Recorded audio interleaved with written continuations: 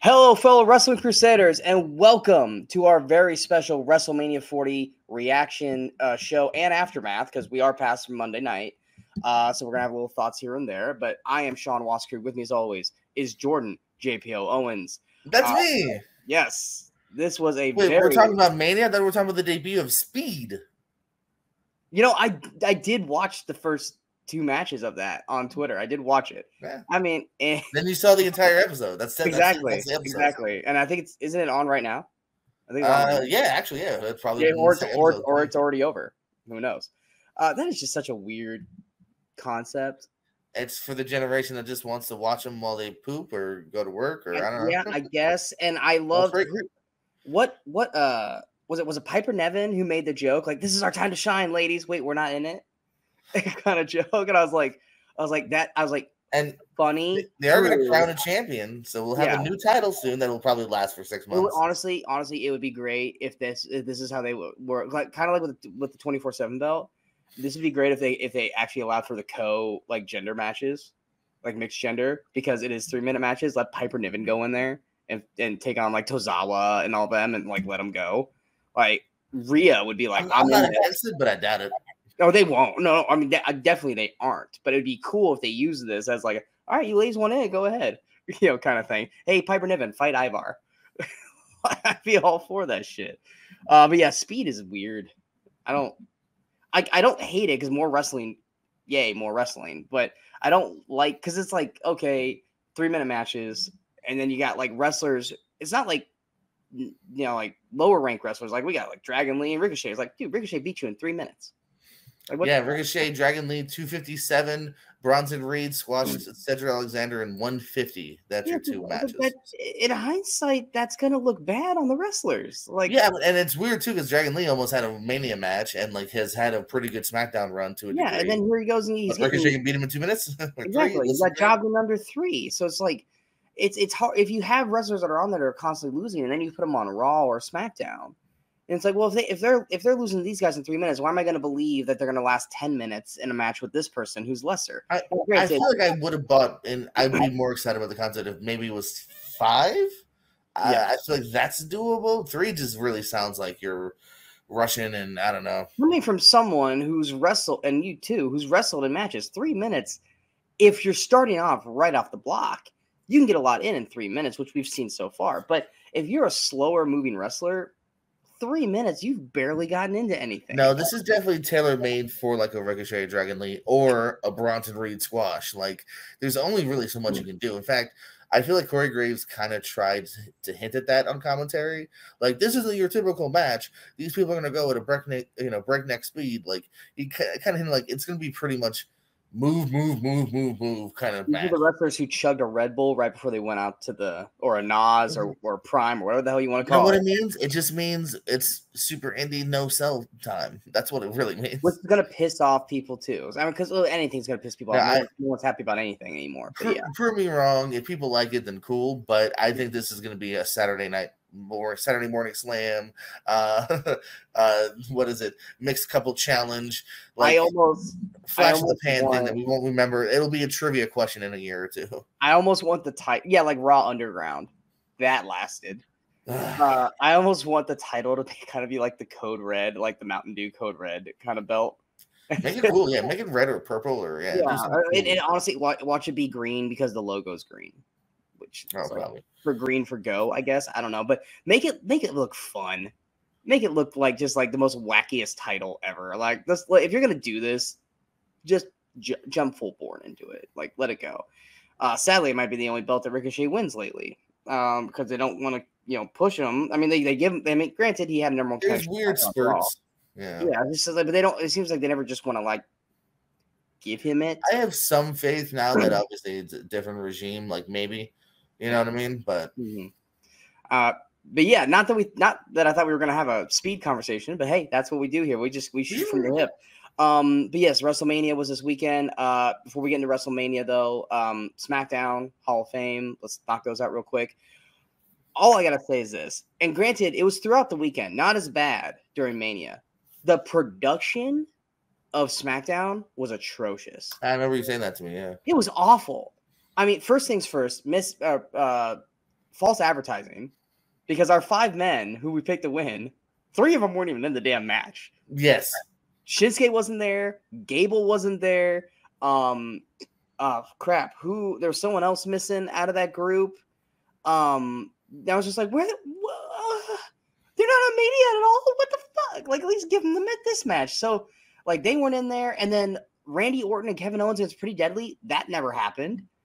They planned it. Like, they literally had a segment to have them wrestle each other. And then they didn't wrestle. And then Pretty Deadly jumps out of the fucking ring not even a minute into the match. Like, what was the point of that? And then, like, they go to commercial. Scared of Omos? Or what was it? What was the gimmick? But then you go to commercial, you miss the Omos, or almost Omos. I always call him Omos. You miss his elimination. There was other things going on over here, and they chose to show the camera over here, but then you miss something important over here. Like, the whole shooting of the Rumble was bad. The booking of the Rumble was bad until it got to Ivar and Bronson, and then they let these guys go. Let these guys go for 5-7 minutes. They went for like 3. But I was like, just let these guys work. They're not going to wrestle at Mania. It's SmackDown. It's not like you got a lot of content tonight anyway. Let these guys have like a Shawn Undertaker Royal Rumble finale. Let these guys beat the ever-living shit out of each other and then decide the winner there. Which, like I said, they got 3 minutes, which is usually more than what a final 2 get outside of a Royal Rumble. Anyway. But I mean, like you said, yeah, there's only 4 matches. They could have gone longer. The women's match, again, speaking of speed, women's match could have been a speed match. It was under 3. It was 2:40. Yeah. So but I mean, there was so much. So, like, what was it? There was they were I can't remember what it is now because there's been so much wrestling between now and since I last watched it. But like, they were promoting one match, and then they brought up the graphic for Final Testament against the Pride is what they're called. Yeah, never ever once heard them called that. But anyway, but like they were talking about sooner or later. Yeah, they were talking about one match, or they were showing a promo for one match, and then up pops Final Testament and Pride's picture, and I'm like, why are we showing this right now? I was like, it seemed like there was either someone brand new on the buttons back there who didn't know what the fuck they were doing, or they were drinking, because SmackDown was. I do know Triple H or Paul Levesque. He did hint that like they are trying different things, so it might be a kind of a touch and go. These weren't even them trying. This was just them like fucking up. Like it wasn't like they were attempting something new. These were legitimate like just mess ups. To be devil's advocate, like I noticed a couple of cool things on Raw. I like when Liv attacked Rhea and Dominic literally goes, "Get out of here!" And it's legitimately just kind of transitions. I love that the cameraman did he got pushed so hard he ran through, and I was like, I guess I'm just going. That was cool. So I was like, I didn't.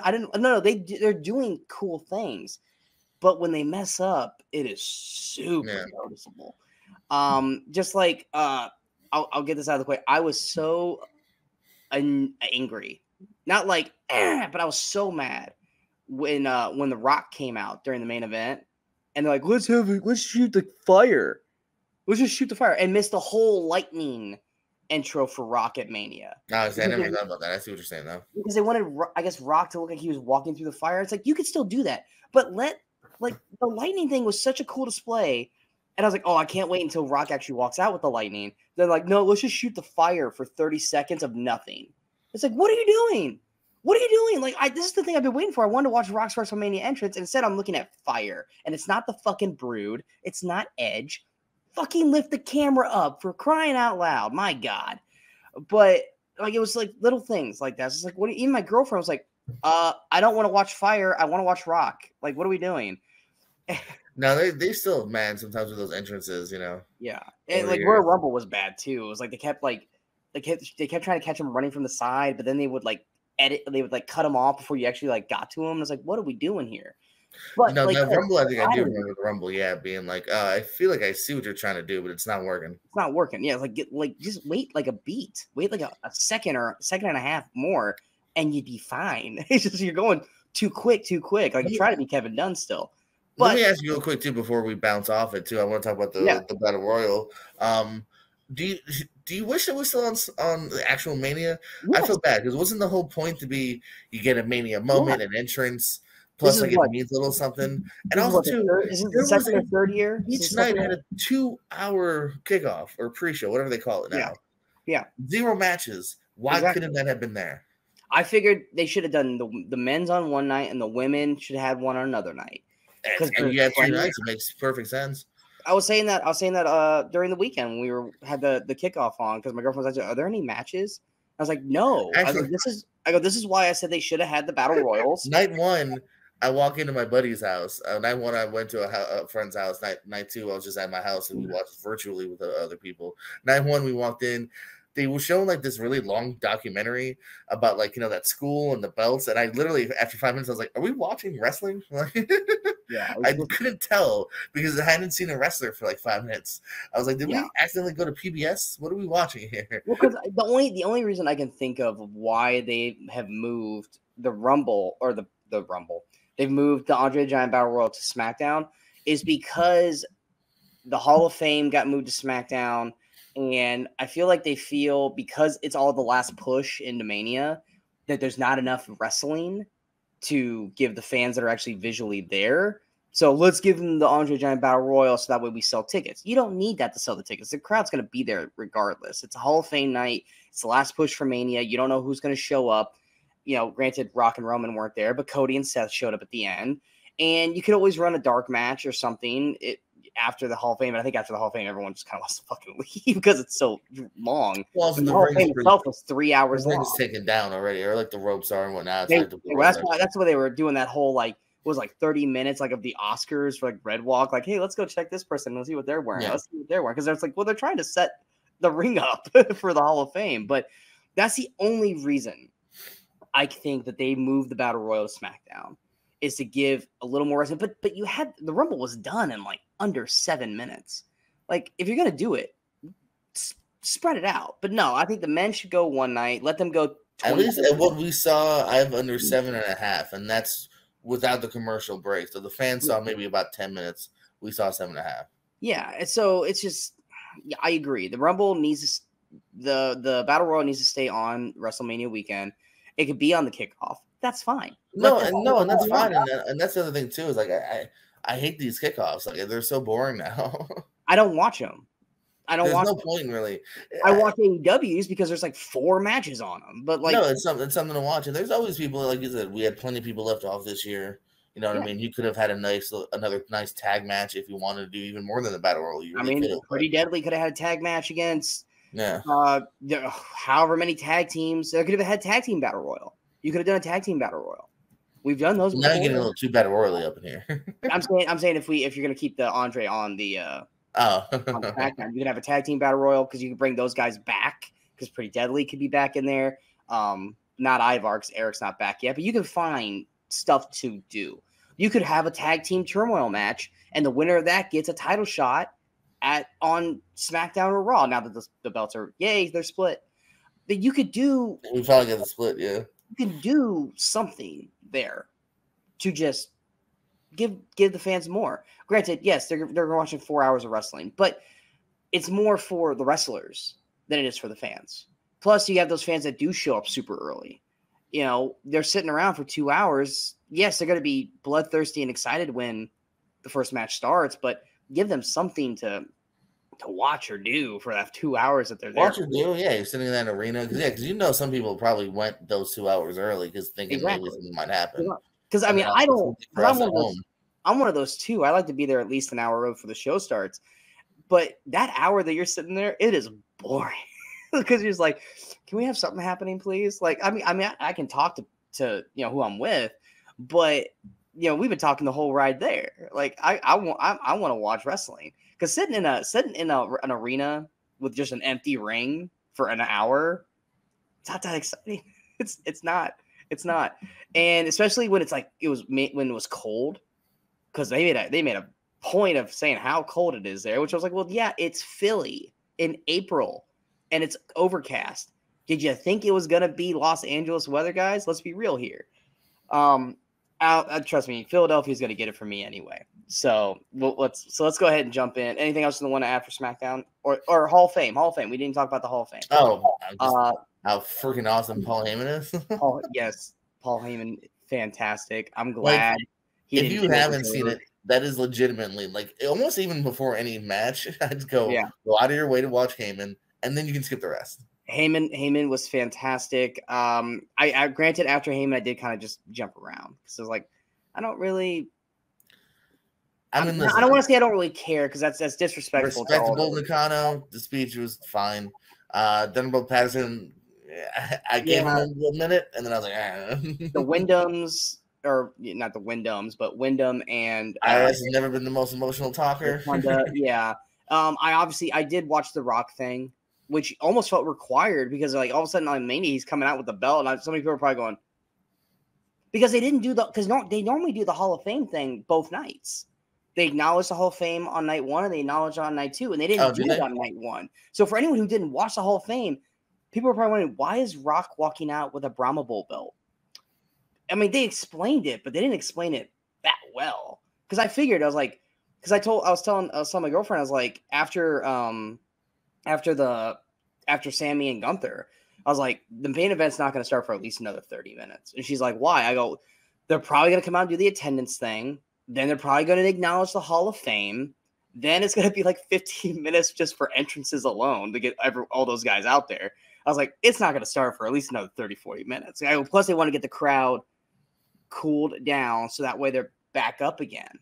And they did everything I said except the Hall of Fame thing, which I was like, if you're going to do it, that was the night to do it, not night 2. Because Rock with the belt makes more like then you need to show why The Rock has a belt. Now, granted, if you didn't pay the extra $5 a month, they skipped that whole video and you had commercials because I didn't get to see the video because we got commercials instead. Because heaven forbid we are allowed to watch match build-up promos anymore. I think we only got to watch 2 the whole weekend that didn't get cut, and I think it was the Usos and then the actual main event on night 2. Everything else got preempted by commercials. That's why I hate Peacock. I hope they get off Peacock because of the ad support tier. That's what makes us lose, I think, an entire match too. Yeah, is because they now have to develop an X amount of time to commercials. I even had the extra $5 tier at one point, and I think we still like didn't get the build up promos. They still went to commercials. It was still something, though. Yeah, you're either watching a WWE commercial or a build-up, or you're watching a straight-up commercial. Yeah. If anything, it's weird because there's times when it's like if the commercials are real short. You're like, man, that build-up promo was short. Or it was like, oh my God, is this build-up promo still going? Fuck, it's like I've had 5 commercials. How long is this build-up promo? And it's for a match that doesn't really need 5 minutes of a build-up promo. But yeah, Hall of Fame. I mean, you want to see Mayavia's because you get Rock getting his belt, and of course Muhammad Ali's wife was great on the mic. But obviously, I fast forward through her because I could care less about Muhammad Ali. I mean, it's Muhammad Ali. You have to respect Muhammad Ali for. I respect him, but I'm also here for wrestling. I mean, he was a part of the first WrestleMania. Yeah, cool. That's it. I don't care. You're not a wrestler. Jordan don't give a shit about. He knocked out Roddy Piper. He deserves to be there. Yeah, if he deserves to be, if Snoop fucking Dogg deserves to be in the Hall of Fame, Muhammad Ali definitely does. If there's a celebrity wing, yes, he 100% is on the front list. Yeah. No, but so I mean, it was a one Hall of Fame show. Once Heyman was there, I mean, it was done after that. Like no one could follow Heyman. Heyman was. That's why I was shocked he went on first. So I was like, oh my God, like they're opening with Heyman. It makes sense too because I don't know if they were trying to time it for Peacock or if they were timing it for the arena, but like if there is like a cutoff point, Heyman could go long. I think they more or less was if we don't put Heyman on first, there's a chance people might leave, and Heyman might not have the fans there. The fans have the hottest fans for the like we need to start hottest, moment. Yeah, we need to start this right after SmackDown, so that way Heyman gets out there, and then we'll have Rock end it. For the people who actually did stay, you book it. I mean, if you think about it, it actually I think was booking it pretty smartly. Yeah, I was just fully prepared to hit fast forward, and I was like, "Oh shit, Heyman's going first." Okay, But anyway, on to WrestleMania. When they debuted the set, I think it was like 2 days earlier on Thursday. I was like, But I'm not gonna lie, once the show started and we saw how they utilized the graphics and the set looked great. I thought it looked fantastic. How they utilized the X and the L, because I thought that X and the L was just going to be that XL the whole night. But when they utilized the graphicing through it and everything like that, I was like, okay. I was like, you're actually utilizing this. Good. Because I was like, I don't want to look like a generic XL the whole night. I just don't. But like once Rhea came out, which we'll talk about Rhea here in a moment, and I saw how they had the chains and everything, I was like, okay, I'm fine with this. This actually looks really, really great. I thought Raw looked good too. I like the way they set up Raw. Well, Raw was set up the same way as SmackDown and NXT Stand and Deliver, because they were in the same arena, so they had that. Okay. That it was no different than how Backlash was last year. That's what. Okay, yeah, that it would get vibes of Backlash. I'm saying I like it. I like it. Yeah, because like it's become almost iconic. Because like as soon as they walked, I'm like, Bad Bunny. Oh yeah, they're doing the same setup as how Bad Bunny's entered, because he had the little tunnel thing. I was like, okay, which Stand and Deliver, do solid. I mean, they're not quite at old school black and gold NXT yet. They're not quite there yet. But I thought it was solid. I love Braun and Baron as a team. They're great. Did you watch? Now it sounds like maybe that team's over with now. They just lost last night. Oh, did they? I didn't watch. Yeah. I didn't watch that. Who did they lose? Ashley and Fraser are the champs. Yeah. Oh, they had a rematch. Okay. Well, bring them up to the main roster. Braun's already on the main roster. Bring Baron up. Have them go through the tag division. I'm cool with watching those two continue on to the main roster. I am too. It's the most I've been invested in Baron in probably a very long time. I got a feeling they're just going to stick with Braun as Braun for a minute at least. Or, yeah, just let Baron kind of maybe run through a singles program here and there on NXT, but then you could bring Braun or Baron up to help Braun if he needs it at some point. Like, I'm all for that. But, yeah, I thought Carmella and Trick never really got into their second gear, which, granted, I'll get used to me saying that, because there was a couple matches that I felt like never got out of first gear or second gear at certain points. Same thing with is Lyra? It's not Lyra Valkyrie. Or is it Valkyrie? Valkyrie, yeah. Was it Valkyrie? Okay. Roxanne Perez and Lyra, I thought they were good. I didn't think they were great. I mean, when you look at like the likes of like Sasha Becky, like like I don't think they ever really got there. It's a weird mix right now. I think no one's bad, but no one's like. Yeah. Holy shit, got your way. From what I've heard, I only kind of bounced around on the show because there was a lot to watch. But yeah, what I saw was good. But yeah, and a couple people it seemed like they really liked it. I like the triple threat North American title match. I like Dijak, Briggs, and I'm gonna say his name. Yes, Obo Emi. I thought they were good. I thought they worked. Dijak's fantastic. Like Dijak needs to get out of NXT. Dijak has shown that this dude, man. Like, I remember when they originally announced Tony D'Angelo as the title contender, I was like, damn, I kind of want to Dijak again because that was another thing too, because like I said, I don't keep up with NXT that much.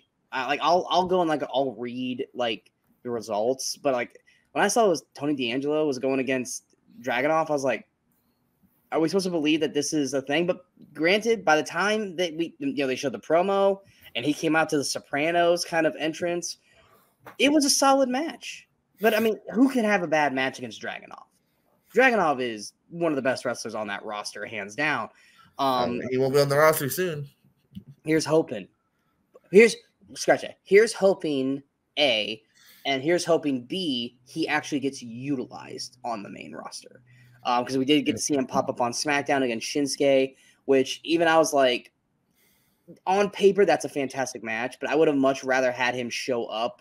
Like, Gunther comes out, and he's like, it was a fluke win. No one can beat me. No one on this roster can beat me. I'm going to win my title back. And then here comes Dragunov.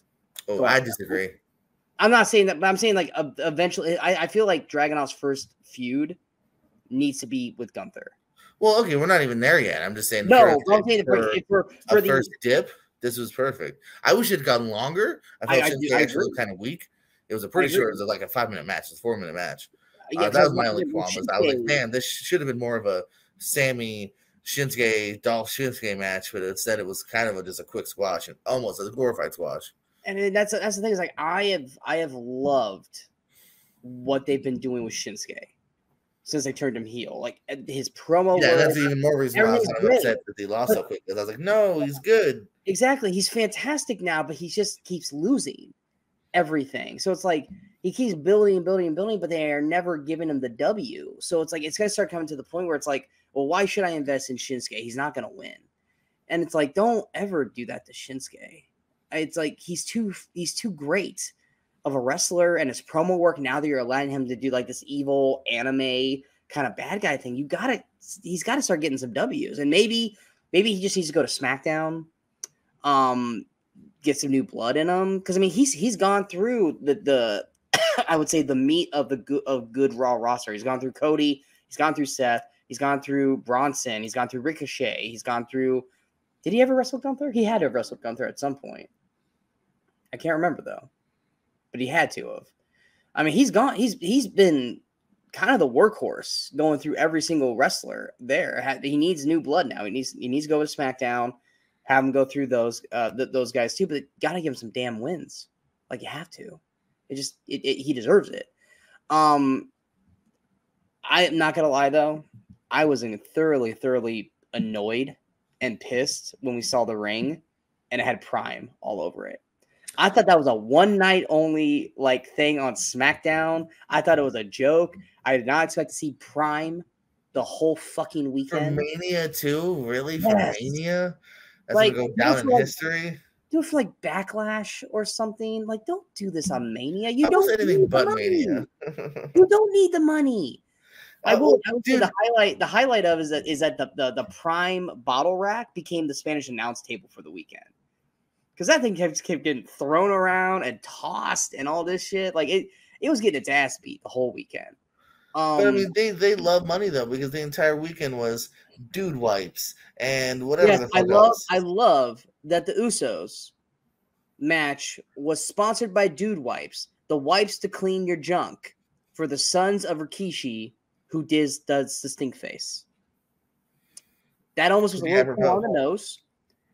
Just like when the main event of night one was, Rock and Roman against Cody and Seth and Roman started the show. And what was it sponsored by? American Home Shield.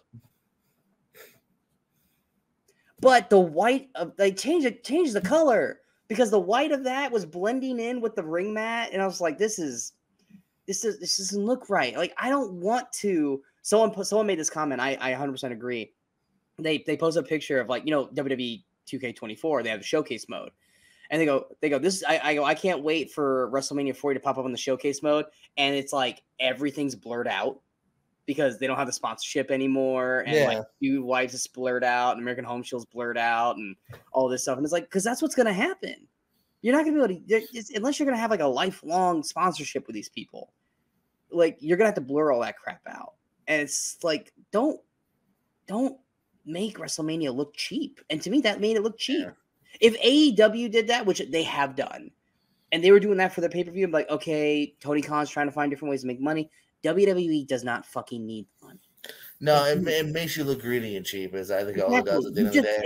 How many billions of dollars going to Netflix? The last thing you need is ad marketing everywhere. Now, I grant that this is probably more TKO doing this than WWE because of UFC. They have ads all over their mats in UFC and everywhere. So this is probably more of a TKO thing, or Endeavor, or whatever you want to call them. This is probably more them than WWE. But when I want to watch a WrestleMania match, I want to be focused on the match itself with the same WrestleMania around everywhere. I don't want to be seeing Dude Wipes or American Home Shield or whatever the other 18 other sponsors they had. Each match had a fucking sponsor, or the Slim. Yeah, I thought last year sucked, but this year was even worse. It was worse. They didn't even just double down; they quadrupled down on everything. It was ridiculous. But yes, going to the first match, we had Rhea versus Becky. That entrance for Rhea, chef's kiss. That was fantastic. I loved it. I like Becky's entrance too. Had a nice little book. Becky's entrance, yeah, with the book. I thought that was good too. But Rhea was having such a fangirl moment with Motionless in White.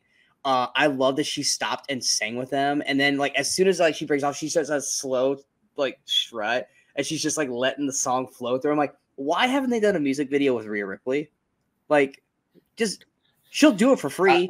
I thought Scarlett was going to get mad. She stole Scarlett's gimmick of singing along.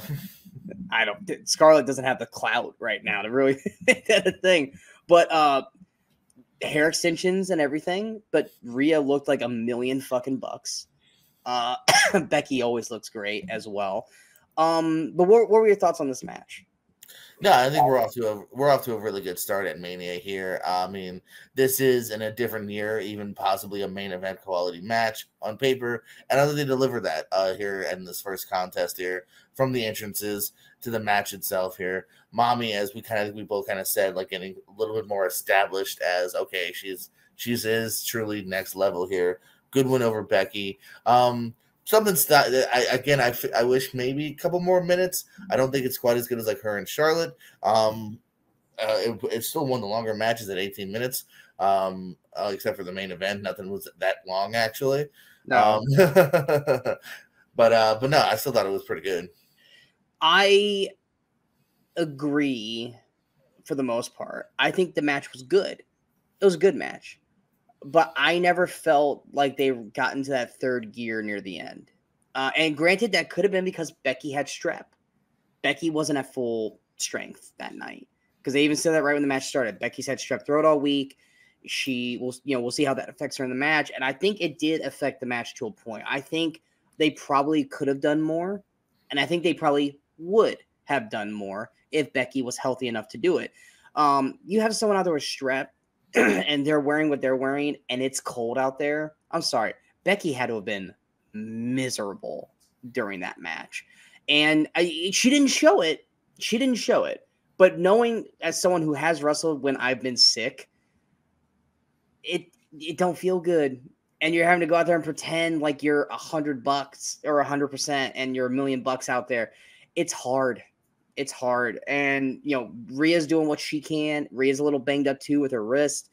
And that's sometimes kind of the problems when you have your big WrestleMania matches like this. And we're going to talk about that immensely here in a little bit. When you have two wrestlers who have been built up against each other, but they haven't worked in forever or ever, you don't know if that chemistry in the ring is going to click. And I know Rhea and Becky are going to, but it's no different than when Becky fought Trish the first time. They weren't clicking because they weren't used to how they work and all this kind of stuff. And I felt like with this, and like I said, a lot of it could have just been Becky having strep. I felt like the match was good. It wasn't great. It definitely is nowhere near how Rhea and Charlotte were last year, which was outside of the Gunther three-way. That was the best match of the weekend. They never got into that third gear. It's like I'm watching. I was like, eventually, it's like they're going to get into this next gear, and it's going to be like, oh shit. They never got there. And like I said, I chalked that up to more Becky being sick than anything else. It was a good opener for the show. Was a perfect way to start the show. Yeah. But and I like I said, I'm pretty sure we are going to get a rematch from them, and I feel like that rematch is going to be leaps and bounds better than what we got at Mania, and that's because Becky will be healthier. Plus, they will have had that match to build off of. So I think they're going to do way better at Backlash if they are wrestling at Backlash. And like I said, we even know Becky still wasn't better because Becky wasn't on Raw, which tells me they're like, you need to go home, you need to rest. So I think it just doubled down on the fact that we know that Becky was not 100% going into that match. Because you're not going to, if you got strep that week, you ain't going to be good by Sunday. It's just, no, it's not going to happen. But yeah, going into our next match, we had and I said this, I told you, I was like, the tag team match is either going to start the show or it's going to go second. And it went second. Which also, we both were correct on our prediction. We both said Rhea was going to win. So we were both right on that. But yeah, going into the tag team ladder match, I loved that DIY came out in a DX entrance. I love that Gargano was wearing the Shawn Michaels hat. The only thing he could have done better was to wear the Shawn Michaels chaps. I was maybe some glow stick action too would have been nice. Yeah. But yeah, I loved it. I love that they came out to that. Everyone else kind of had like I don't want to say their normal entrances, but their WrestleMania-esque entrances. Like the biggest one obviously was DIY coming out in DX and then doing like the DX like graphic pop up. Like I loved that. What were your thoughts on the tag title ladder match? So yeah, I mean it's a fun ladder match here. I mean we've seen a lot of them over the times of our lives here. Yeah, this is not one that I feel I'll go back to a lot. I mean, I enjoyed it, a couple of spots here and there. It kept you entertained for sure.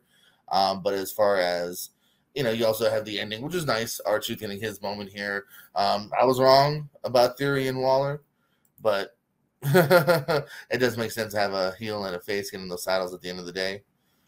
Yeah, I was right because I said that they were going to win. I thought it'd be funnier to have DIY, DX. I wanted, like I said, especially the way it was built to have them, and because I also kind of I was always picturing almost at the same time, but this was built to where done a little bit more. It was basically like WrestleMania. Was it what year was it? Where Kurt, Benoit, and Jericho had the IC European 3-way. And it was like match 1 and then match 2. Yeah. Was it 16? No, it wasn't 16. I don't think it was established yet. Was it 16? No, it can't be. Oh, so yeah, 16. It was 16? Okay, I forget because they have used to calling it 2000, yeah.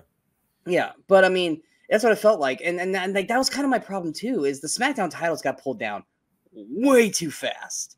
Like I was like, it was so it's about the same time. I split up the time when I timed it, 7.5 and then 7 even. I would much rather had them, like, I agree, kind of pulled down together because like all of a sudden I was like, Waller just ran up that ladder, and I'm like, there's no one's gonna catch him. There, like he doesn't. And he had a way easier time too. Like R-Truth took a second. Waller, R-Truth almost fell off the damn ladder trying to get that thing. I thought because he was doing that they were going to pull the ladder under him and he was going to hang. But I was like, oh no, he's just having problems pulling the damn ladder or pulling the thing off. But I don't like how quickly Waller and Theory grabbed the belts. A, for time of the match, but B, because they just ran up super fucking fast and grabbed it. Because it makes every other wrestler who walks up there slow look stupid. But like as soon as Waller ran up there, I was like, it would make. And okay, I'm going to defend this. I'm going to defend this for someone who's actually. Have you been in a ladder match? Have I been in one? No, I haven't managed in one. I've been in many ladder matches. That ladder is wobbly as shit in that ring. So us going up slow, yes, is for theatrical purposes. But a lot of it is because your legs are shaking because this is what the ladder's doing the whole time. We saw we saw the ladder literally break this year. And then Jessica Carr beating the shit out of Damian Priest. Because I'm like, did you catch that? Yeah, because it was after the ladder broke, Priest started climbing it. And he was on the other side of it. Oh, no, yeah. Jessica Carr's like, fucking stop. Fucking hit them in the leg. And Priest is like, what? Priest is like she's okay. Like, you're going to collapse and look like a jackass. You're going to hurt yourself. And then, who was it on the other side? Was it Dunn or Bates? But they climbed up on the broken part, or it was Xavier, it was somebody. And I was like, oh my god, this is gonna be bad. Miz was on it. Miz was on that side. Was he on that side when it was with Damian? Yeah. Okay, I thought it might have been one of the lighter guys. I feel like he gets choke slammed off of it, doesn't he? I don't know, but I thought it was one of the lighter guys. I was like, well, thank God it's one of the lighter guys up there and not one of the heavier ones, because then the ladder would capsize. But yeah, I almost kind of felt like if you're gonna win the tag titles, like SmackDown titles, granted you could still win the Raw ones, but then to immediately like dispatch Waller and Theory right away by putting them through the ladder and stuff like that. It was just like, look, if you're going to knock them out of the match, just have them run off with the belts, because it's like they're laying out there for. No, granted, Waller went through a ladder. He went through a ladder. Yeah. And so, but Theory could have gotten back up for what he. No, did. I mean, I wouldn't have him run off because they even say on commentary, like, they are still eligible to win. So why not shoot your shot? But yeah, I mean, maybe, do something bigger with Theory, yeah. Let them keep wrestling, let them keep doing stuff, but like to take them out. Yeah, this was like pretty much like, well, they could win, but we're telling you now they're not going to. Because like Waller's still holding the belt when he goes through his ladder.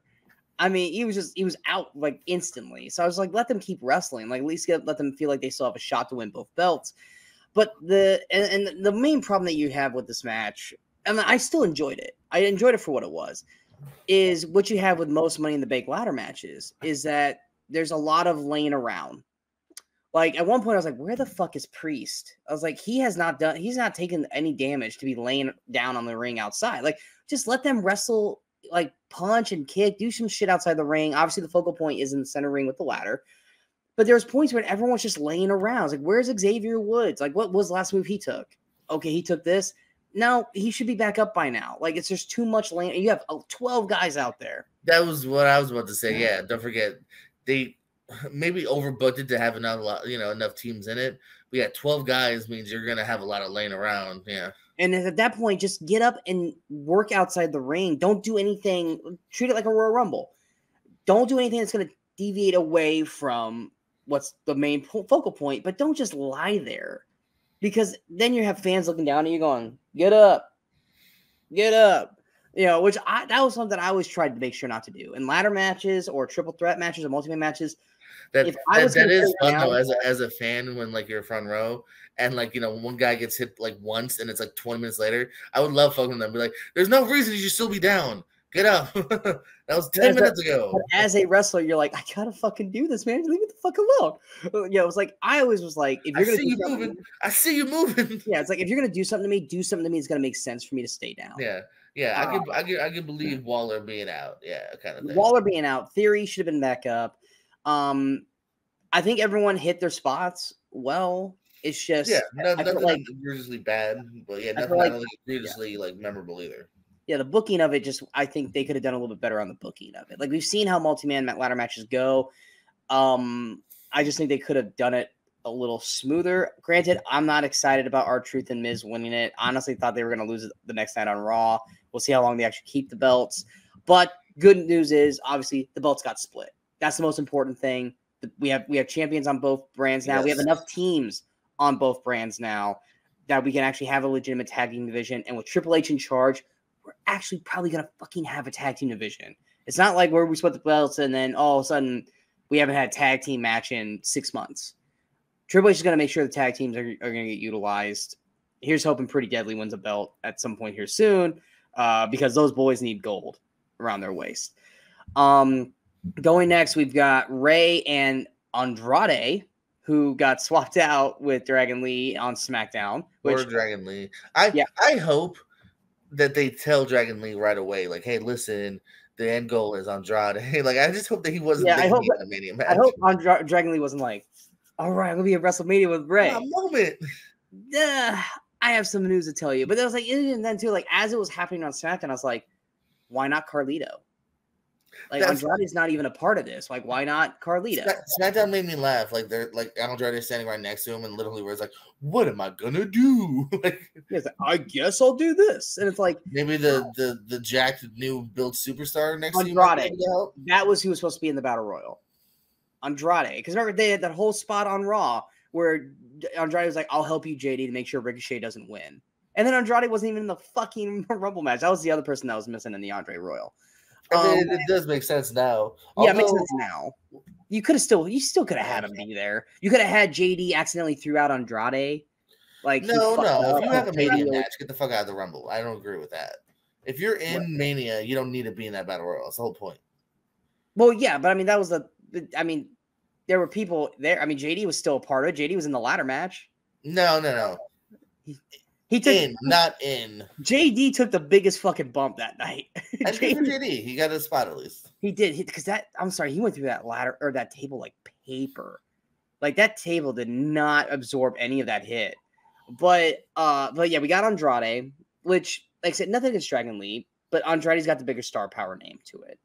I was a little bummed that Dom didn't have a better entrance. I was so excited because Dom had such a great entrance last year. Coming out of like the cop car, like all like handcuffed and shit. His entrance was just kind of regular this year. I was hoping for a little bit more. Worst Rey Mysterio outfit ever. This match. I mean, I'm a Dallas Cowboy fan. I hated that the set pay-per-view was in Philadelphia. I don't think and I don't care who fucking hears this. I don't think Philadelphia deserves WrestleMania. Their fans suck. They are the worst fans in the history of sports. Rey Mysterio coming out in Philadelphia Eagle gear immediately made me cringe. And the fucking ending to this match made this match almost the worst WrestleMania match of the weekend. Because up to that point, I was actually enjoying the hell out of this match. I thought Dominic, Santos, Rey, and Andrade were having a great match. That Andrade elbow is one of the most beautiful fucking elbows. And he obliterated Dom right at the start of the match. And I fucking loved that. I really enjoyed this match until Kelsey and Lane Johnson showed up. It made no goddamn sense. I get it. It was a cheap pop for the crowd to get the Philadelphia fans excited. But you know what? Oh, yeah. See, you didn't like it. Good. I knew you wouldn't like it. I hated it. You took a match that had great quality. Different reasons, but I hated it as well. Yeah. Yeah, definitely different reasons. It's no different than when they tried to force Gronk in there that one time. You know, it's just, oh, God. As soon as that happened, I immediately, like, if my eyes had rolled any harder, they would have been on the floor. I hated everything about that. Like, I was so, like despite Ray's outfit, I was really enjoying this match. I was really enjoying where they were doing and everything. And then this was the start. Kelsey and Lane Johnson coming out of the ring, or coming out to the ring and doing what they did, was the start of this show going down for me. There's about a two match lull at this point. That by the time we got to Sami and Gunther, I was like, oh man, they're really fucking up Mania right now, aren't they? But yeah, anything else you want to add to this tag match? No. Really... I definitely want to add something to this. So yeah, I'm with you that it's an enjoyable match. These four are very talented people. I'm fine with it. You know, felt a little shoehorn in that we went back to Dominic at the last second here. I feel they could have done that a bit quicker, but whatever. Good match. Yeah, up until that ending here. I mean, I don't have the sports attachment. I just have the randomness attachment to it here. One, it makes your faces look weak as shit. They win because of them. They cheated. Yeah. No, they win because of them. And here's the thing. You want that cheap pop here? Okay, fine. You look at Gronk, right? At least Gronk was in like a kind of a battle royal, screwing over Jinder, whatever. Well, that and Jinder started shit with Gronk. He started. It made more sense, yeah, because this seemed super random. I'm watching, going, the Creed brothers, no. Briggs, no. Who the fuck is? Because I'm trying to think logically, like who has a beef and is jacked and white and everything, or bulky at least. Yeah. It makes the faces look weak. It was random. Same for afterwards. Have the heels get pissed that they lost. Fucking beat down. Fucking the two footballers come in. Fucking, spear them. Whatever they can do. Oh, cool. It's the Philadelphia people. To end the match that way though. I did not like that at all. No, it was random for a cheap pop. No, get that out of here. And I'm going to further double down on what I said on our prediction show. Why not just have this be Legado against LWO? They were fucking out there. They were out there the whole time. And they wanted to give Joaquin his splash, and they wanted to, you know what I mean? Like they wanted to have Zelina and Elektra have a little thing here or there, which Zelina almost fucked up. Because she fucking did not clear. Because even was it Humberto that was like oh shit, like he almost slid under to catch her because he didn't think she was gonna clear, and then he had to act like he was scared of Zelina because he came in close, and then he had to like back off so he wasn't like interfering. But it's like, if you're gonna have them out there, then just have it be Legado against LWO. Just do it. Because honestly, what's the point of Carlito if you're not gonna use Carlito? Why is he there? Carlito's too good to just have him just stand out there and not, because he still didn't do anything. He still was just kind of he's just there. Where was Carlito? No, there wasn't, and I figured this because they don't do it actually as much as I think people predict they will. Not a lot of story advancement this show. No, like I said, everything that we were talking about on the prediction show, Santos needs to get the win here. Santos needs to push forward. There are other people here later in the match. Dominic's jobbing to Ray now twice. Yeah, exactly. Now, you could do something at some point where they resurface this a third time and Dom does get over on Ray. Who knows? Maybe it might be Ray's retirement match. Who knows? But it's just everything that we were like talking about on the prediction show where it's like, to make the stories progress, this person needs to win or this person needs to take the pin or something outside of the main event. Main event, we were spot on. But it was just like, no, we want to have the feel good. We want to have the feel good moment. We want to have the faces win. We want to have this happen. And there was no reason for Ray outside of just, let's have the Eagles come out and do all this fun shit. There was nothing, if anything, and then to have Santos take the pin. You had Santos take the pin. Santos just lost the feud. Santos should have won that feud. So that way it elevated Santos to higher stuff. But instead, you let Ray beat him. And Ray shouldn't have won that match. If anything, Andrade should have won. the match. If they were going to have that dude, give it to Andrade, either put over the new signee, yeah. Exactly. But yeah, I hated the ending. It was a good tag match up to that point. Eagles are bad guys. They should not be helping good guys cheat. They should be helping Dom and Santos win. I don't agree with that either. They should just not be in the fucking match, but everyone that's outside of Philadelphia hates the fucking Eagles. So Eagles now you don't care about anybody. Yeah. Next we've got Usos. The Uso match, which by our counts, I won the super kick counter by 1. If you guys remember, Jordan said 15. I said, I'll give you 17. And there were 18 super kicks in this match. Who would have thought that was going to be the fucking highlight to this snore fest? And the worst match of the fucking weekend was Jimmy versus Jey Uso. If you were going to tell me that when we were doing the show that you were going to tell me that this was going to be the worst match of the show or the whole weekend, I would have been like, dude, you're being a hater. This match sucked. This match really sucked. First off, what was the point of Lil Wayne? He's like, oh, I'm dropping my new song. He was out there for less than 30 seconds. Okay, good. I actually thought I fell asleep. I remember thinking, I barely saw Wayne. Did I skip something? He was out. He came out. He said like 3 verses of his whatever song, and then Jimmy kind of just ran out there and was like, it was almost like Triple H sent Lil Wayne out there and realized the crowd wasn't feeling it, and said, Jimmy, go ahead and just go, save him. But it was less than 30 seconds that Lil Wayne was out there performing, and then at that point he just ran down there with Jimmy. It'd been one thing if like maybe he sang Jimmy's song, but Jay sings his own damn song. But yeah, he performed for 30 seconds. I hope he got paid for that. I hope he got paid well for that, because what the fuck was the point? Like you pitched that on, was it SmackDown? Oh, I'm gonna drop my new song. You dropped a 30-second sample of your new song, and then Jay came out and just did his normal thing. Yeah, I mentioned the dude wipes thing. Like, I guess the perfect advertisement for wiping your junk for the Sons of Rikishi. We were wrong. Solo did not come out. Rikishi did not come out. Rikishi was at the Hall of Fame, at least.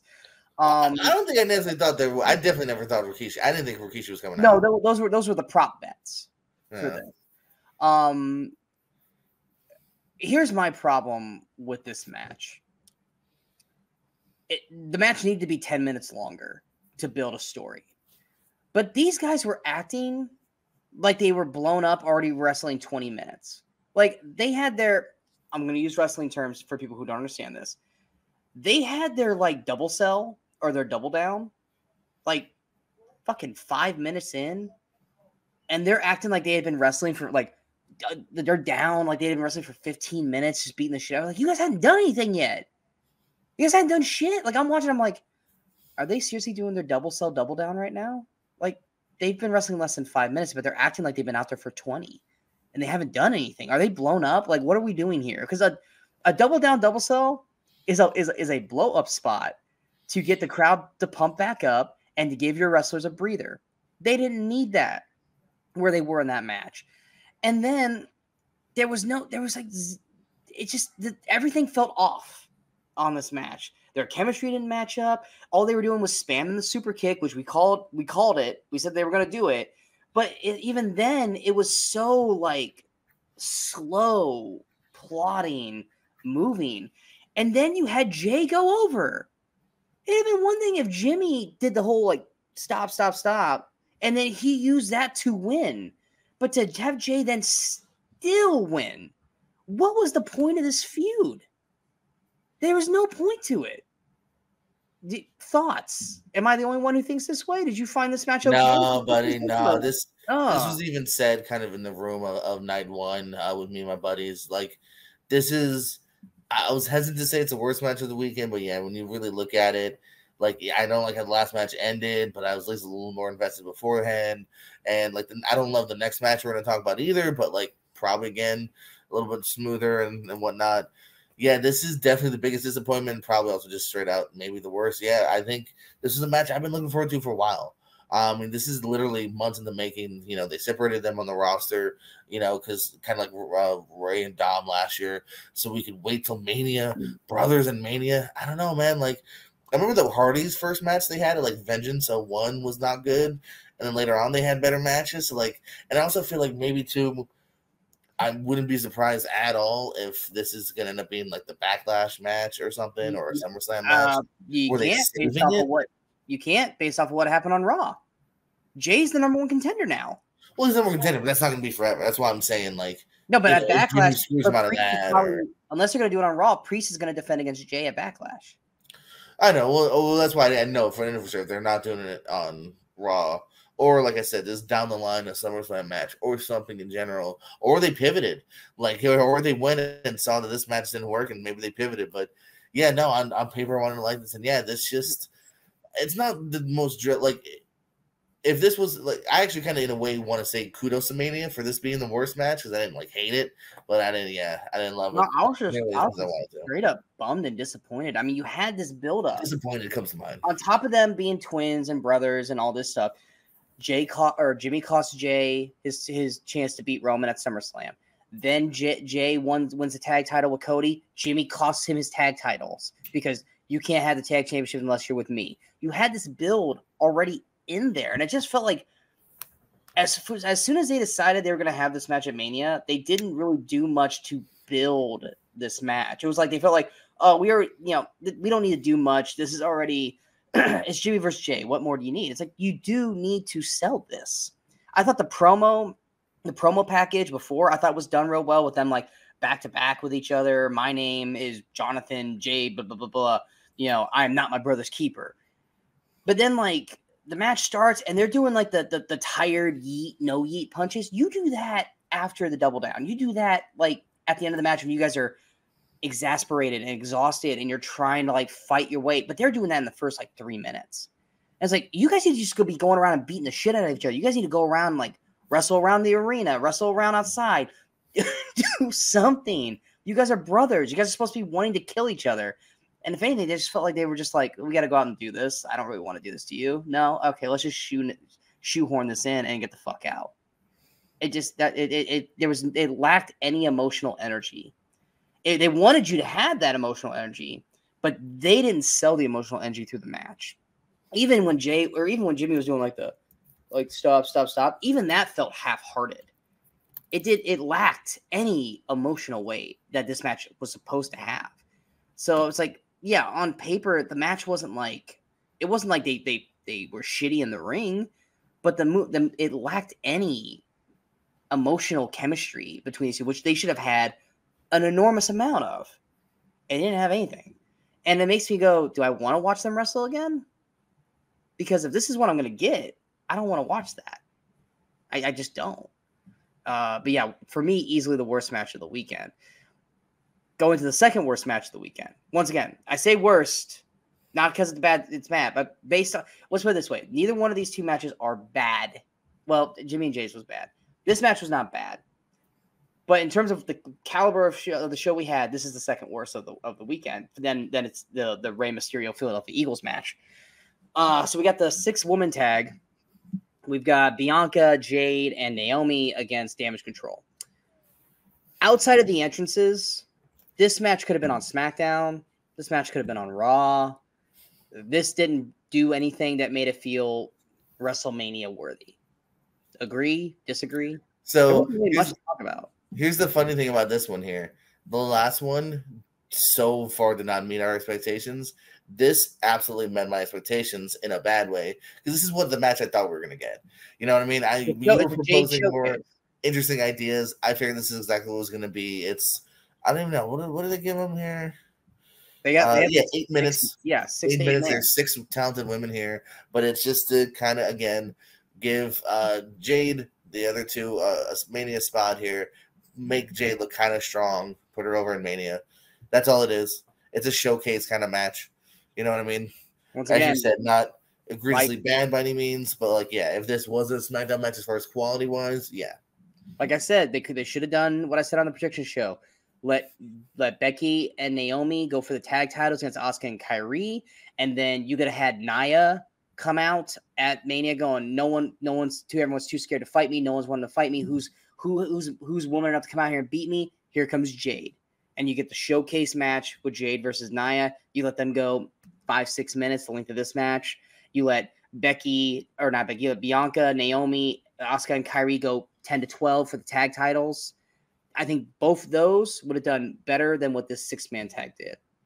Granted, you don't have anything for Dakota. I would have had Dakota. I definitely get it on paper what they're doing, but like that's why I feel like it met my expectations. You know, I would have had Dakota be ringside for Iyo and Bayley, and then you had that she's gonna have to get past Dakota to beat Iyo, kind of thing. That's what I would have done with Dakota.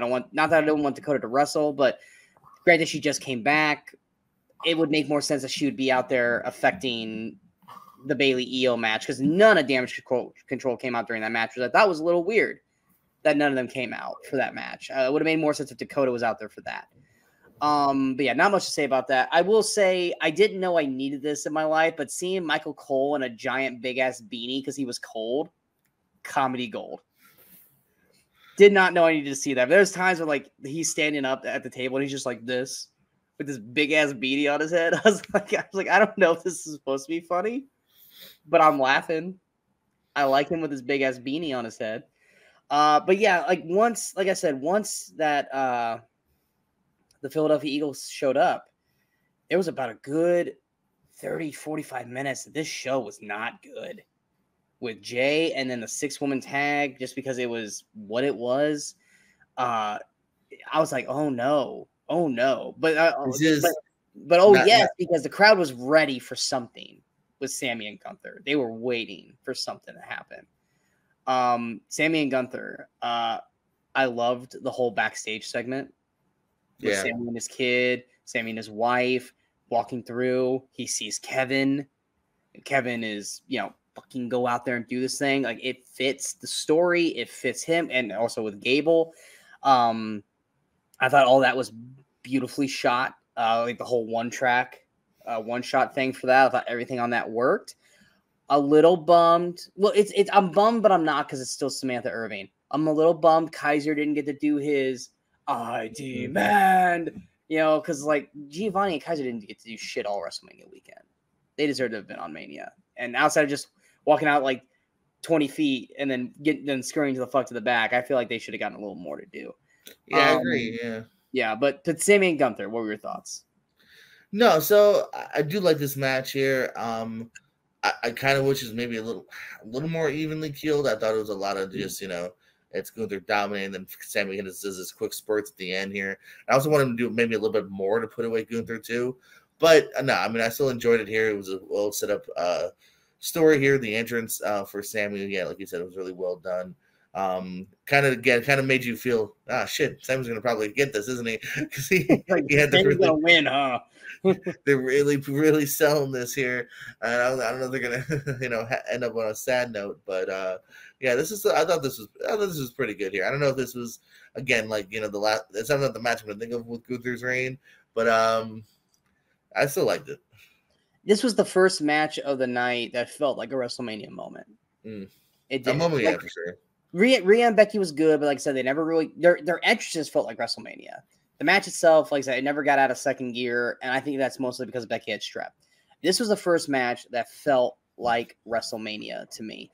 I feel like Sami and Gunther went out there and tore it up. It made sense that Gunther would beat the ever-living shit out of Sami, and Sami just wouldn't give up. It made sense because that's the story they told. Now, if it was a little more balanced out, then we would have gotten the match that you were talking about. But yeah, I do think Sami probably should have gotten a little more at the end to beat him. But I, just like the announcers, I yelled out, "Brain Buster!" when it happened. Because, I mean, how can you not get excited for a Sami Zayn Brain Buster? But yeah, I thought this was good. I thought this was one of the top 3-4 matches of the weekend. But yeah, as much as I wanted Gunther to keep the belt, because I think that Chad Gable should have been the only person outside of Dragunov. Those are the only two people I think that should have taken the belt off Gunther, not Sami. But Sami's so likable and lovable as a character that you can't be too mad that Sami won. No. I mean, he's deserving. With such an epic reign of Gunther, it's not only the fact that whoever wins is going to become the Intercontinental Champion. Whoever wins also now has the kind of really cool accolade of, oh, I topped the guy that was untoppable. I defeated Gunther, who was unstoppable. Yeah. And Sami, I still don't feel needed that. I think Gable, who's never touched the mid-card title, that really could have helped jet set this guy. Not only did he win the IC title, he won it off of fucking Gunther kind of thing, you know? I'm the one, kind of like with Paul Heyman, bro. Like I'm the one behind the 21-1. Gunther's like, I'm the one that ended the 666 or something like that. You could have sold shirts like that. And instead, we get Sami doubling down on the Rocky thing with the shirt now. You saw that on Raw, right? Yeah. The Rocky shirt. Khadijah, I did it. Which would have made more sense if he said that at the show, which he didn't. But or did he and I missed it? I don't know. Unless watch the camera probably turned away. Probably. But yeah, I thought that match was great. The main event. The big tag team match, the one that you and I were both excited for. Didn't start off great. I felt like they were saving all of Cody and Roman's pyro budget for night 2. Did you notice that? Like, Cody comes out, he's like, and it's like, what the fuck was that? And then even when Roman came out, it's like, they had bigger pyro on Raw. What the fuck is happening? Like, are they seriously saving their budget for fucking night 2? It's like, it's WrestleMania. You've got enough fucking budget to have fireworks going for an hour long. Why are we acting like Cody and Roman's budget is saved for night 2? Because both of their pyros looked weak as shit. And then, like I said earlier, production fucked up The Rock's intro. His entrance should have been more epic than what it was, but because of a bad camera shot, it really took the thing out of it. But were you worried that Rock was going to wrestle in pants? Oh, I was so fucking worried. There's a moment. He's walking down, and my girlfriend, I'm like, are those pullaways? I'm like, I don't see buttons. And this is the kind of match that, like, oh, he could kind of get away with it because it's kind of a brawly match. I was literally having, you could ask my girlfriend, I was having an anxiety attack that he was going to wrestle in pants because I'm like, he can't wrestle in pants. His thighs are too big. Like his kicks are going to look wrong. Like I don't know if he can run in pants. Like this is going to look weird as shit if he's in pants. And then finally, I think once Roman got in the ring, I looked, I was like, oh, thank God Rock took his pants off. Thank God. I know that sounds weird, but for anyone who has watched The Rock wrestle, Rock in pants, no. That's an automatic no. I got way too excited when I saw that Rock wasn't wearing pants anymore. but yes, Seth looked like he just came out of the Wizard of Oz, or I'm sorry, Alice in Wonderland. He looked like the Red Queen, but without being red with his getup. But you know what? It works for him. I loved the argument that Corey, Pat, and Nicole were having on whether that was a hat or not. I enjoyed the whole. Is that a hat? I think it's a hat. It's not a hat. It's not a hat. Like I love that they were just having that conversation the whole fucking time. But yeah, this match just for the promos, or not the promo, but just like Samantha. Samantha's so fucking good. Samantha had a killer weekend, yeah. Samantha just makes how she lost it when Sami. I love that she broke when Sami won the belt. She broke. She really breaks for Cody. Yeah, she really breaks for Cody on night 2. It added so much more emotion to this. It made it feel more real. It made it feel more bigger. And then every time she's in there, like she gives her all. And she made this right before. If you weren't already sold on this match by the time they got in the ring, she did the job right then and there. I was so happy with this tag match. This exceeded all my expectations. It was my number 1 match of the weekend. I was not expecting Rock to do as much as what Rock did. They went 45 minutes.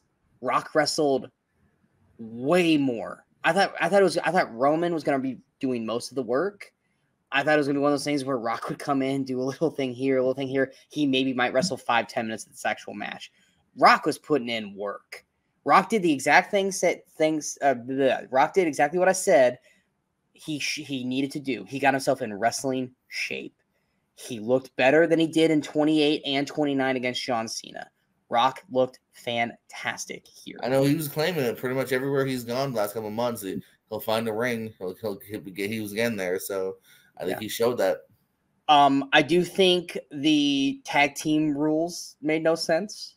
I'm glad Rock basically went like, if you fucking count, you're fucking fired. I'm not fucking around. I was like, why isn't this just a tornado tag? Like, they're going around the arena. Like, also, if you're going to have them go to separate, which they did it for one point, why didn't we already go to split screen? Like, we're watching Rock and Seth. Why aren't we watching Cody and Roman on the stage? Like, they're all four doing shit. And the camera's like, we're going to focus on them. It's like, yeah, but we're missing what's happening over here. Why aren't we split screen? And then they finally did for like at one point. And then they like went away from it. It's like, if they're not going to be in the same area, then you need to get the cameras on both areas. Because we already know that the cameraman's over there. So just hit a button. We need to be watching all four of these guys wrestle. But yeah, to then like do all that and then go back in and go back to being, hey, tag me. It was like, oh, now we're going to follow the rules? Yeah, no, that was weird. I don't like when they do that. Here's how I know. And I already talked about the ads being an eyesore. Here's how I know that this match worked. On a different level, my girlfriend was getting so angry during this match because The Rock kept threatening the ref. And then playing into the ref can't do anything. The ref's letting them go. And the ref's apologizing to Seth. And Cody goes like, I don't. She's like, get a fucking ref out here who's not scared. Get a ref out here who's going to do it. She was bought in on this whole thing. And I'm just sitting there just laughing going, because he's The Rock. She was just getting angry. And that's how I know it was working. Because The Rock threatening the ref and the ref letting them get away with murder in that ring. And her just getting like furious was perfect. Everything about this, and it ended the exact way that we said we needed it to end. Cody had to go through the gauntlet to survive. Granted, we'll talk about that. But everything that we said needed to have happen in that match happened, and it happened better than we thought it was going to happen. Like I said, my number one match of the weekend. What was your thoughts on the tag match? No, I think as you said here, this I think somehow found a way to, surpass expectations here. There's always the curiousness of The Rock here. You know what I mean? Like, but he showed up. He showed out. This was fun. This is for somebody we haven't seen who's the number one guy, Mania worthy main event here. And it's a different kind of thing we've ever done too. I like how we set up this year of a tag match leading into an important stipulation for night 2 here. Kind of bookends both nights.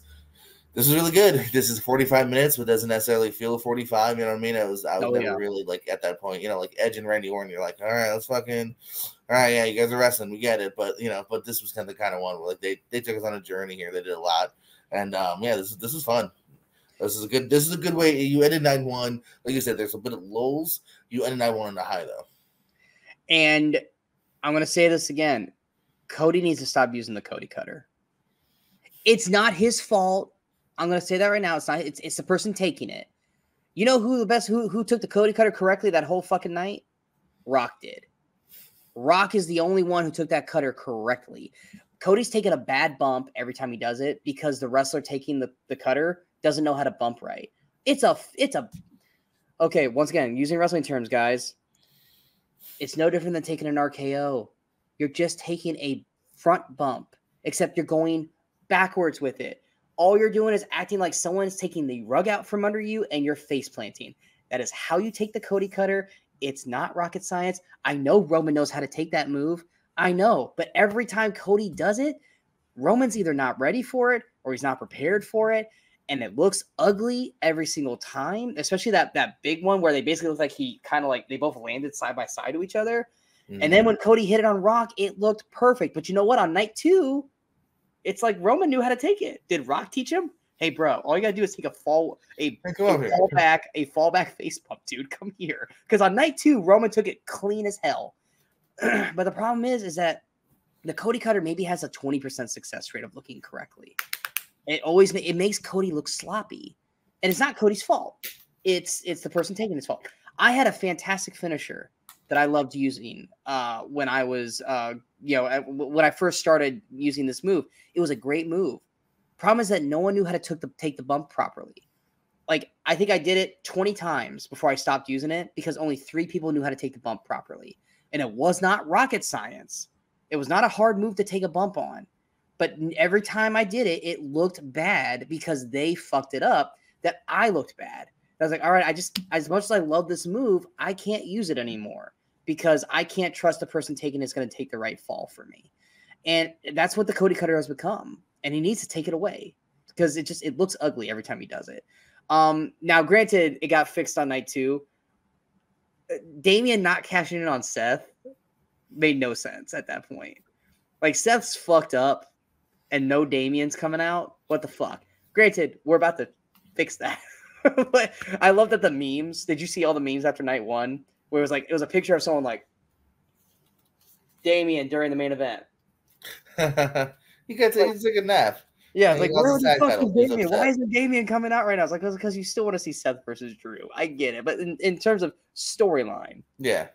Well, there's been several times with Damian now, yeah. Yeah, but yeah, going to night 2, the right move to start Drew and Seth. I love, once again, Drew being the ultimate petty heel, coming out or using Piper's music to piss off Punk. Perfect. Yeah. I was laughing. I loved it. Drew, his gauntlets looked great. I love those gauntlets. Use that over the sword every single time. But yeah, I loved Drew's entrance. Seth's, that was weird. Thoughts on that? What, his entrance? Seth's entrance with all the people. That was weird. It kind of reminded me of Adam Rose and the Rosebuds. Oh no, we definitely made the these Rosebuds. Hold on, let's see, Braun or like no, these are just random ass old people. Just apparently there's some society thing they have in Philadelphia, and yeah, no, because originally we were like, oh, are they Philly, indie workers? But yeah, no, evidently it's like it was like a roaming band of some sort. I don't know. I guess I kind of get this from the level of like, well, you want to do something, and they found something. And you know what? With how they dress, this would 1,000% make sense that Seth would be the one that would go out with them. But it was weird. It was weird, but it wasn't bad. It was just okay. That's a choice. That's a choice. Normally, I'll admit I don't like when matches start off spamming their finishers right away because that reminds me of like Brock Goldberg and all that crap. But Drew and Seth made it work. For Drew, like honest, I was legit worried for a moment because when Drew hit the Claymore right away, which I was like, oh shit, I had PTSD flashbacks of Sheamus and Daniel Bryan because I got so mad when that happened when I was like, that was gonna be a good match. No, 30 seconds. Fuck this. Like, at the start I was so worried. I feel like because it was the infamous 18-second match, right? Yes. I feel like I'm a nerd. I had a stopwatch. I feel like I was one of the first people to know that because I'm in the arena. I was there for that one. Oh, you were there. So I click this. I start the stopwatch. I sit down. I go to grab something to drink. I hear the bell. I go 18 fucking seconds, and I swear I was the first person to know how shitty it is. I was so fucking mad when that happened because I love Bryan Danielson, so I was like, oh no, I was too. Oh, I was so mad. I was so mad for that. But when he hit that Claymore right away, I was like. Oh, are there no? It said even more hurt. They're like, we just gotta fucking end this. I was like, oh my god, I'm so happy that didn't happen. Punk's commentary didn't work for me. No, he came off like a bitter old man, like he did in the promo the other night. Raw. It's like he's got little moments, but then other times he just feels like a jaded internet wrestling fan. He said one thing that made no sense. Rollins is coming out and he goes, Liberace would be rolling over in his grave. Yeah. Liberace would love that shit. Exactly. Liberace John would be at the front of that pack. No, I'm like, they're flamboyant color. Like I feel like I know what he was trying to go for, but he fucked it up. he just came off bitter the whole night. Like, just shitting on Seth and Drew, which granted, character-wise, that makes sense. Well, they're not relevant. They're totally fucking relevant. They're more relevant than you have been. You went away for 10 years and you were a ghost. You were being known for getting your ass kicked in the UFC. That's what you were relevant for.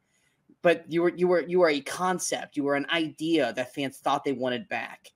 So far, You haven't done much. Granted, you've been hurt, but Punk needs to fucking come back. Now, granted, end of match stuff I thought was fantastic, but he just comes off like a bitter old man who's not up with the times, who's like, I'm stuck in the Attitude Era, which he didn't even wrestle in the Attitude Era. But that's what he feels like. He feels like that jaded fan who just hates everything. And sometimes it's funny, but other times it just comes off like, all right, Punk, just fucking shut up. It didn't work. Old man yelling at the sky. Exactly. He's grandpa. No, it does suck. I think because it comes off weird too. Because like you said, it's also him trying to shit on Seth, who we kind of like, and it's like I don't know, just kind of like you said, kind of comes across as I don't know. It's not 100% working. I'm looking forward to the him and Drew match whenever we get to that. That'll be dope. Yeah, because once in the match itself, I loved Seth versus Drew. I knew they were going to be great. Adding the element of Seth being fucked up, which he was fucked up during his other two matches because it was a back, but it was more his knee in this. Also, that kick to the eye. I knew Seth's eye was fucked. Did you actually get a good glimpse of him during the main event? No. Like, his eye was like closed. Like he because he took that like toe right to here, and you could see it like starting to like bloom up here. And his eyelid was starting to go, I'm like, oh man. It's like on top of Seth already being fucked up, like his eye is fucked. Like he's in trouble. Like he's legitimately in trouble. But the Claymores I thought were good. The only thing that maybe I would have added is if he had kicked out one more Claymore. If I was Drew, I would have Claymored Seth's knee. Claymored Seth's knee, had him go to one knee, and then Claymore him the fuck out of his knee right there. And then that's how you win. Because Drew needs to take every moment he can. Seth, he can't put Seth away with a regular Claymore. You Claymore his knee, and then you Claymore him in the face, and then the match ends. But I thought the match was good. I thought it did exactly what it was supposed to do. I loved the moment at the end when Drew's getting his moment, and Seth is crying and says, "You fucking deserve it," because Drew does deserve it. Drew went from "we don't want to see this match" to Drew completely changed his character. Yeah, big kudos for that. Drew has been the heel MVP outside of The Rock these last 3 months. And then to let that fester into I have to talk shit to Punk. I have to rub this in Punk's face. I have to make Punk know this. And then to have Punk cost him the belt. I thought storyline, that was perfection. When Punk took off his brace and then hit him with it, I was like, oh no, here comes Priest. And sure enough, here comes Priest. And then to see Punk look and go, like, oh, this is even better than I thought I was going to be. And know that he cost him that. And then on Raw, showing up and grabbing his leg and having like a big smile. His look is pretty cool. Again. So as much as I'm shitting on Punk to start this, Punk ended everything beautifully. And then, like I said, Drew not being able to get over his hubris of having to fucking rub it in Punk's face, and then that being the reason he lost his match, and then him to lose a chance to get his rematch back against Priest because of Punk again. It makes me wish Punk was ready to go now, because this feud, I need this feud to happen sooner than later. I gotta think we can't be that far, because otherwise, like, would we have done I feel like it's gotta be SummerSlam. Would we have done the Raw thing if we weren't that close? It's too soon. It's too soon. He tore his tricep. He has to get surgery. He's rehabbing, but he'll come back quicker than we thought before. So it hasn't been 3 months, and with his age and his injury recovery for the last 3 years, I don't think they're going to want to rush this. But Drew's going to have to carry this vocally for a few months, unless Punk's going to keep showing up and just doing shit. But I don't think he's going to be ready till at least SummerSlam. I don't think he will. If he comes sooner than that, I'm going to be worried. Because I remember how long Cody was out when Cody got injured. Granted, that was his pec, but still, it was... I don't know. I feel like Punk at the earliest is SummerSlam. And it's in Cleveland, so it's closer. It's close to Chicago. I just don't know if it's sooner than that. I don't know where we would do it. Unless they're going to do it in... at King Queen of the Ring because it's in Saudi. I don't really know when they would do this match. But I'm excited for it. They sold me on it. I'm all for it. Next, going to the 6-man Philadelphia street fight. Wasn't prepared for Snoop Dogg and Bubba Ray Dudley to show up. I wasn't mad at it because Snoop Dogg was actually pretty fucking funny on the commentary. I mean, yeah, I'm 100% for it because one, yeah, it's Mania. Why not? You know what I mean? Yeah. Bubba Ray Dudley, you know, for the hardcore match, and honestly, it probably helped the fact that we had some entertaining commentary. The only thing I would have changed is I would have had Bubba Ray put Scarlett through the table because that was his bread and butter. That's his bread and butter. He puts women through. You're also it's not gonna happen. It could still happen. It could. I believe it when I see it. But that's his bread and butter. They're in Philly, ECW. Have him put Scarlett through the table. But no, I wasn't mad at him being like, it's like you knew he was gonna get involved. Bubba Ray still wrestles. Like he's not like an old frail legend. Like he's gonna do stuff. Like I fully expected him to hit a Bubba bump, but he didn't. But like as soon as like Cross got in his face and he put the glass on, I was like, oh, it's like he's gonna fight. Like they're gonna fight. He didn't. I really wanted that to happen, but it didn't happen. But I thought the match itself was entertaining. We had Bill, but I don't think anyone was actually like excited for this match. But I think it went out there and succeeded in what it did. The weakest kendo sticks we've ever had, or they were hitting themselves so fucking hard. Because there's that part, I don't remember if it was Akam or Razor. I don't remember which one it was. But to still keep beating Lashley with the broken, I'm like, stop, dude. You're going to stab him. Like, once kendo ships shatter, those are dangerous. They are really dangerous. And he's still beating, like, he obliterated that thing. Granted, we've never seen that happen. But I was worried for Lashley at that point. And then Montez beating the ever-living shit out of Cross with that kendo stick. My God, dude. Like, the kendo sticks, like I said, they were either super weak or these guys were going fucking 100% power. Because those kendo sticks were like paper through it. But like I said, I like the match for what it was. It was better than what I expected it to be. What were your thoughts on it? I put it in the same vein as the ladder match. I think it's entertaining. It breaks up the pace a little bit here too. You know what I mean? It gives you something a little bit different from what you've maybe kind of seen the match before, the match after. So yeah, no, I didn't mind it here. Yeah. AJ LA Knight. It was better than I expected it to be, which is weird. Yeah, I like this one. It's AJ. AJ's always gonna have great matches. I do think it could have gone 5 more minutes. I think it needed to go 5 more minutes. Because I feel like they could have gone, like I said, I feel like they could have gone into another gear with it. I feel like they were doing really good, but it needed to go one more step. For this feud that they were telling and how they were building it, how like they couldn't be in the same room without fighting. That's why they had to be separate all the time. I felt like 5 more minutes they could have gone because I felt like he hit the what's this called? What's the LA Knight special called? The BFT or BF something? I don't know. BMF or whatever. I felt like he hit that. AJ should have kicked out, and they should have gone 5 more minutes because he hit that right away. He hit that first, and boom, it was over. Whereas, like, I just felt like they maybe should have gone to a little bit of a finisher spam. I don't know, but I feel like 5 more minutes, this match would have been great.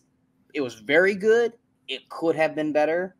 I feel like 5 more minutes would have done that, but I liked everything that they did. I thought they went out there and did better than I expected them to be. But it's LA Knight and AJ. I don't know why I'm shocked by that, but I enjoyed it for what it was. You agree? No, weirdly enough, I very much agree here. Yeah, no, this one again surpassed expectations, which, like you said, I don't know why.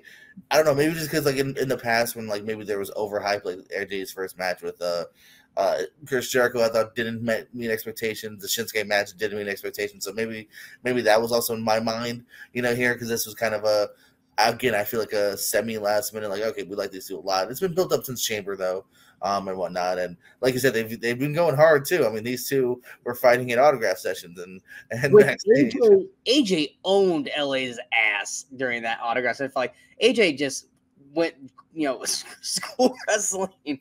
I just kept slamming LA's ass down. It's like, dude, LA's looking weak here because AJ's. I look forward to the future with these two as well. So yeah, like this.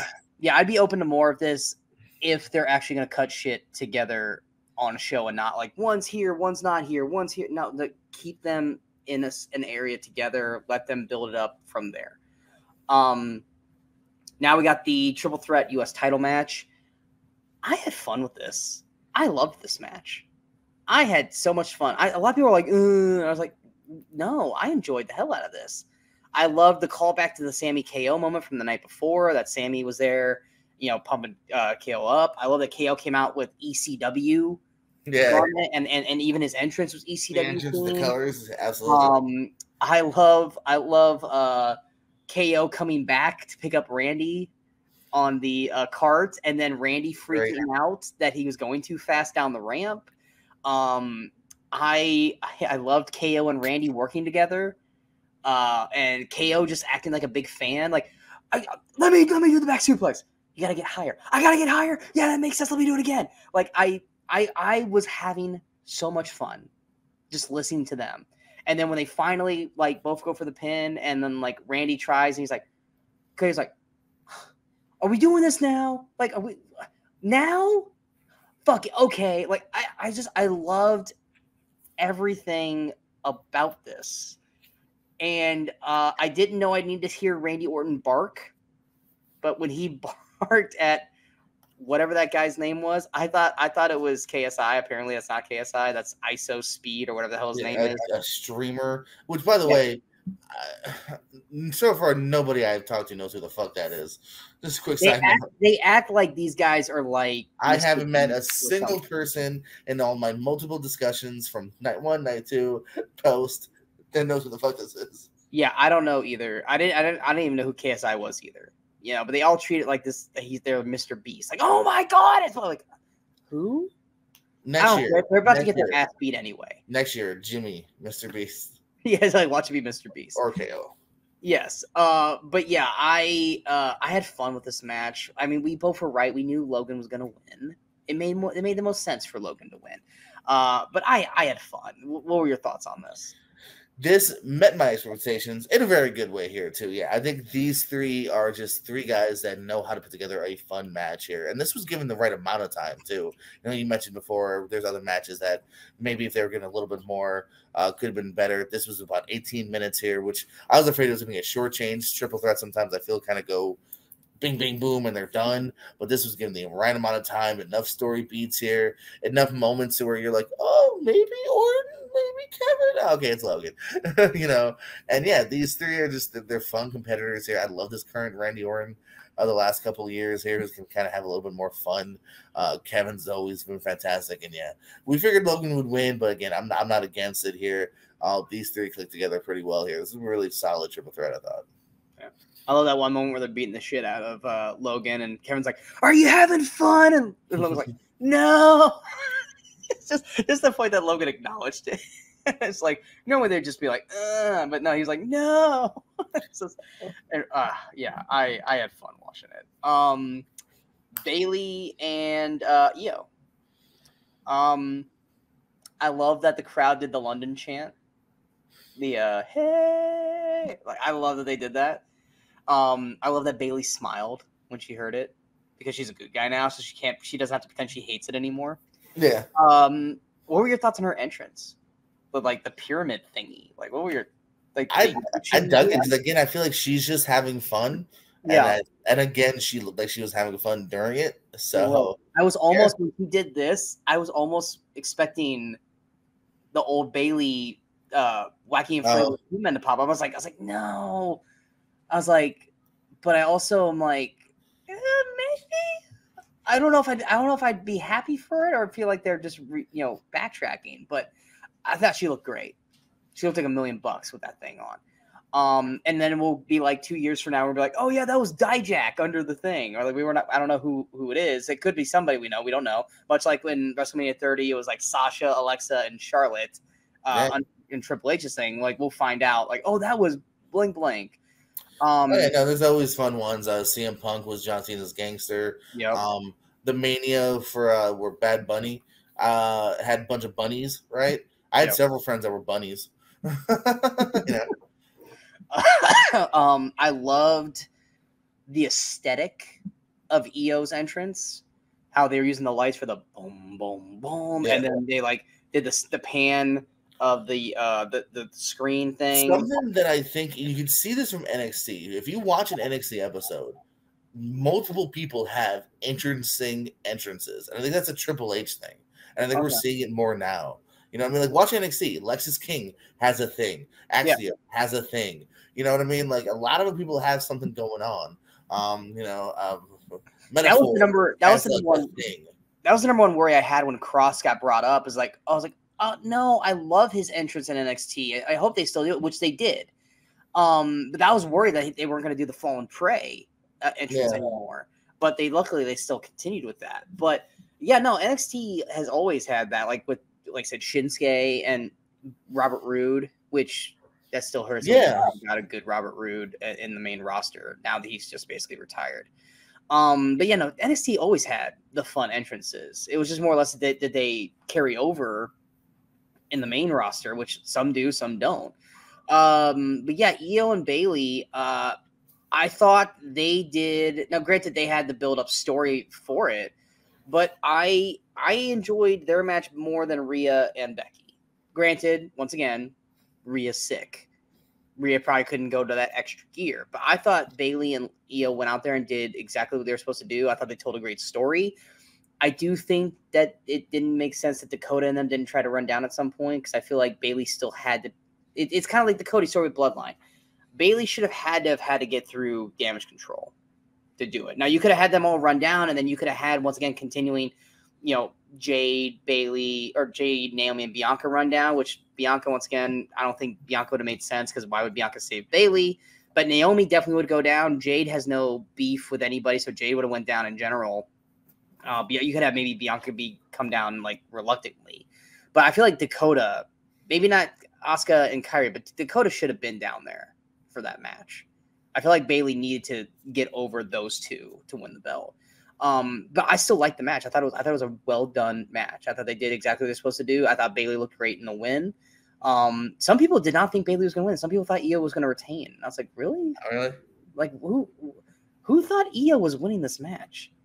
Like this was pretty much like one of the easiest picks of who was going over for the weekend. I think so. Yeah, if we're betting money or confidence points, yeah. Yeah, this was like right up there with what was the other match where like this is a clear cut winner.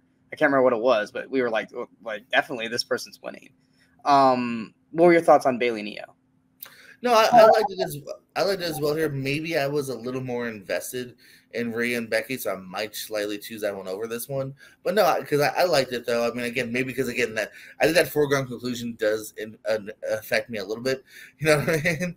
Because I thought that this is actually even more foregone than Becky and Rhea. That was kind of foregone too. I think to a large degree. I think if you really think about it. But no, I thought this was good here. You're into it from the get-go with the entrances here. They're both really good performers. I love Bayley. I loved her even on the post-match, medium scrums. She oozes like you just someone you want to root for her in a way. You know what I mean? Even if she's bad. That's always been her shtick. That's why the heel thing was so hard for her, but then she made it work. Bayley's just such a lovable person and character that you want to root for her. You want her to win. But all right, so now we got our big main event of the evening. We got Cody and Bloodline rules against Roman. Yes. And like I said, they did wait for all their pyro on night 2 because their pyro was significantly bigger, which, once again, makes no sense. It's WrestleMania. Pyro the shit up. Maybe, you know one thing that they didn't do this year, and it might have been just because the Eagles Stadium is dog shit. They didn't do... Because the last few WrestleManias, they had, like the pyro, like scale pyro around the whole stadium. Remember that? Yeah. Like Roman would do the fist thing and the pyro would go off. They didn't do any like outside pyro shots. I mean, I'm sure it's a per basis kind of thing. Maybe weather too. If it's windy, maybe like I'm sure there's regulations and even venue. Maybe the venue doesn't have it. Yeah, it's because the Eagles Stadium sucks. Because Philadelphia sucks. And that's not just Eagles. 76ers, Flyers, all of them suck. Weird side note. Did they announce where they're going next year? No, they didn't. Weird. Okay. They didn't. Not that I'm aware of. I don't recall them saying where they were going. No. Like that's what I'm thinking. I'm like, oh yeah, I was kind of waiting for that. Yeah. Yeah, I don't think they did. But yeah, Cody. Loved that Brandy showed up finally. I love that I was like, why do they keep pretending like Brandy's not there? Like, we know Brandy's there. Like, acknowledge. Well, I mean, it makes sense. It sounds like she's done wrestling. She's done wrestling. So it's only going to be, I think, moments like this that we'll ever see her. So yeah, but she wasn't at WrestleMania 39 either. So it's like, why are we acting like Brandy's not? Well, maybe once we realized, Cody realized he was going to lose, maybe he was like, you can fucking stay in the back. I mean, he kept his mom. His mom was out there though for it. Yeah. But yeah, it was nice seeing her pop up. I don't know why I'm starting to cough now all of a sudden, but I love that Brandy showed up. But I love that when she popped out, everyone cheered to acknowledge her. I thought that was great because the WWE I feel like WWE people don't really maybe know Brandy as well as like AEW and other places. How would they? Cool, yeah. Brandy was there, but wasn't Brandy just more like a ring announcer? Backstage. Well, when you say there, yeah, well, I don't even know if she went past like NXT ring announcer, and I'm talking like old, smaller NXT too. So yeah, I was like, I'm trying to remember what Brandy did back then. Like, I don't think she wasn't Samantha. So if anything, she would have been like backstage, like Kathy Kelly.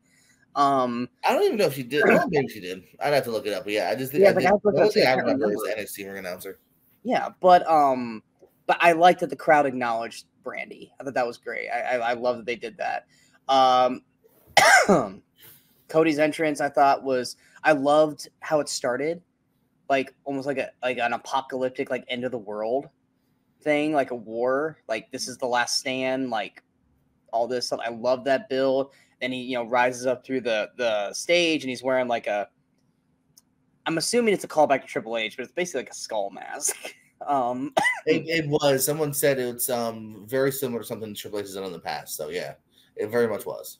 Yeah, so I mean, all that looked good. Roman having it was like some school choir.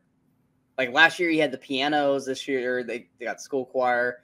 Roman looked in better shape this weekend than he had looked in a couple months, man. He looked way more ripped this time. But once again, Samantha killing it during her intro, made this match feel like $1 million, like she always does. I know he's not gone. But I have a feeling we're not going to see Roman for a little while. Do you think he's going to take a break, or do you think he's going to keep going? Who, Roman? Yeah. No, I think even if he won, he would have taken a break. It's Roman, so I know, but there was almost no sign. There's no sign of him running Raw, like nothing, right? No, there's no. No, I wouldn't be. I wouldn't be surprised. I would be surprised if he showed up any earlier than July to set up a SummerSlam match. I'd be very surprised. Either that or May for Jeddah. For the King. Yeah, true. They do like them stars, so yeah. I could also see them just announcing a match and him not even appearing on TV. Who knows? But yeah. Because one of the things I'm gonna miss. Now Kevin does it, so it's fine. I'm gonna miss Roman talking shit in the ring. When he hit the crossroads and Cody kicked out, and you had that moment with him and Paul, he's like, "Man, that move sucks. I knew I wasn't gonna win with that move. No one can win with that move. I just wanted to rub it in his face. I could beat Cody's ass for the rest of my life and be happy." Like, I just love hearing that shit. Like, that makes me so happy because Roman started that crap. Like, Kevin would talk, but like when COVID happened and he came back and Roman really started that. I'm gonna talk shit to you the whole match, and then when the crowd came back, he still kept doing it. And I love that they got the mics to do that, because you could usually you don't want the mics being able to hear anything in the ring because of spot calling. Yeah. But I love Roman talking shit in the ring. I love it. I'm gonna miss that if he eventually stops or whatever. But yeah, I loved him talking shit to Cody in the match. I thought the match was obviously, it was great. It was probably I think it was the second best match of the weekend, because I mean you had that you have that build, that story, and that was the main worry that we had, was that I feel like they built up more Cody versus Rock than Cody versus Roman. But in the last 2-3 weeks, Roman finally kind of stepped it up, and of course you add the element of the night before. I thought they did a good job doing it. Bloodline rules, I don't think really did much. It was basically the same match as last year, except that they allowed them to come out to the ring instead of them having to hide Solo. But I mean, I was expecting like them to be out there at the ring from the get-go, like almost like a lumberjack match, to a point where Roman could throw him out of the ring and they're gonna beat his ass. I thought too they had teased this. I guess they never fully said it, but they had also teased like, oh, maybe Rock will be on commentary and Solo will be the timekeeper and Jimmy. Actually, Solo was supposed to sing the national anthem and he didn't. Rock probably had something. No, I thought it was gonna like literally from the get-go be like, everyone's out there, you're screwed, Cody. But no, it was a trickling effect, kind of like. I get why they did the trickling effect. They did the trickling effect. It's probably better. So we could get what we ended up getting. Yeah, no, it makes sense. But yeah, it was. Jay pulled a Jeff Hardy.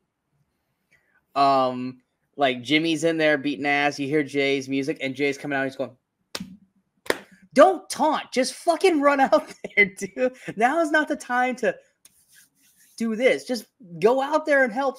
Go help. Cody. Get my entrance in, baby. Yeah, don't do the Jeff Hardy. I'm coming out to help Matt. No, go. But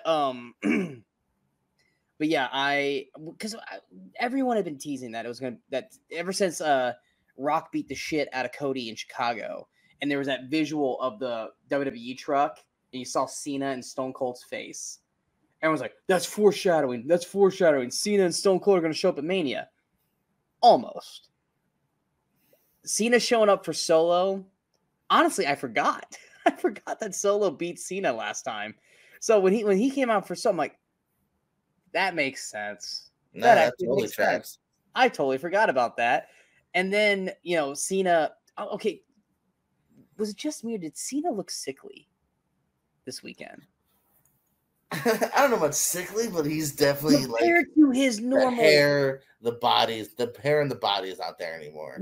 His body is diminished. Now, great, he's still in shape, guys. We're not, shaming. No, I mean, it's great. If we didn't have anything to compare him to, you would say that's a, in shape, whatever he is, 45 or 50. I don't know. Yeah, he looks 40.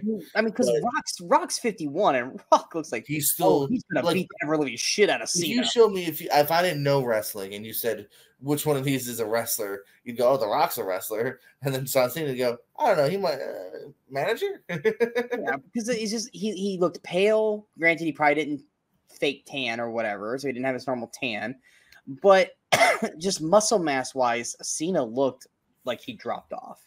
Once again, he's getting older. It's fine. There's nothing wrong with that. But it's just he looked weaker. And even not to fast forward, but even Raw, he literally came out for the greatest hits at the end of the match. Oh, absolutely. He didn't really need to be in ring shape for this weekend.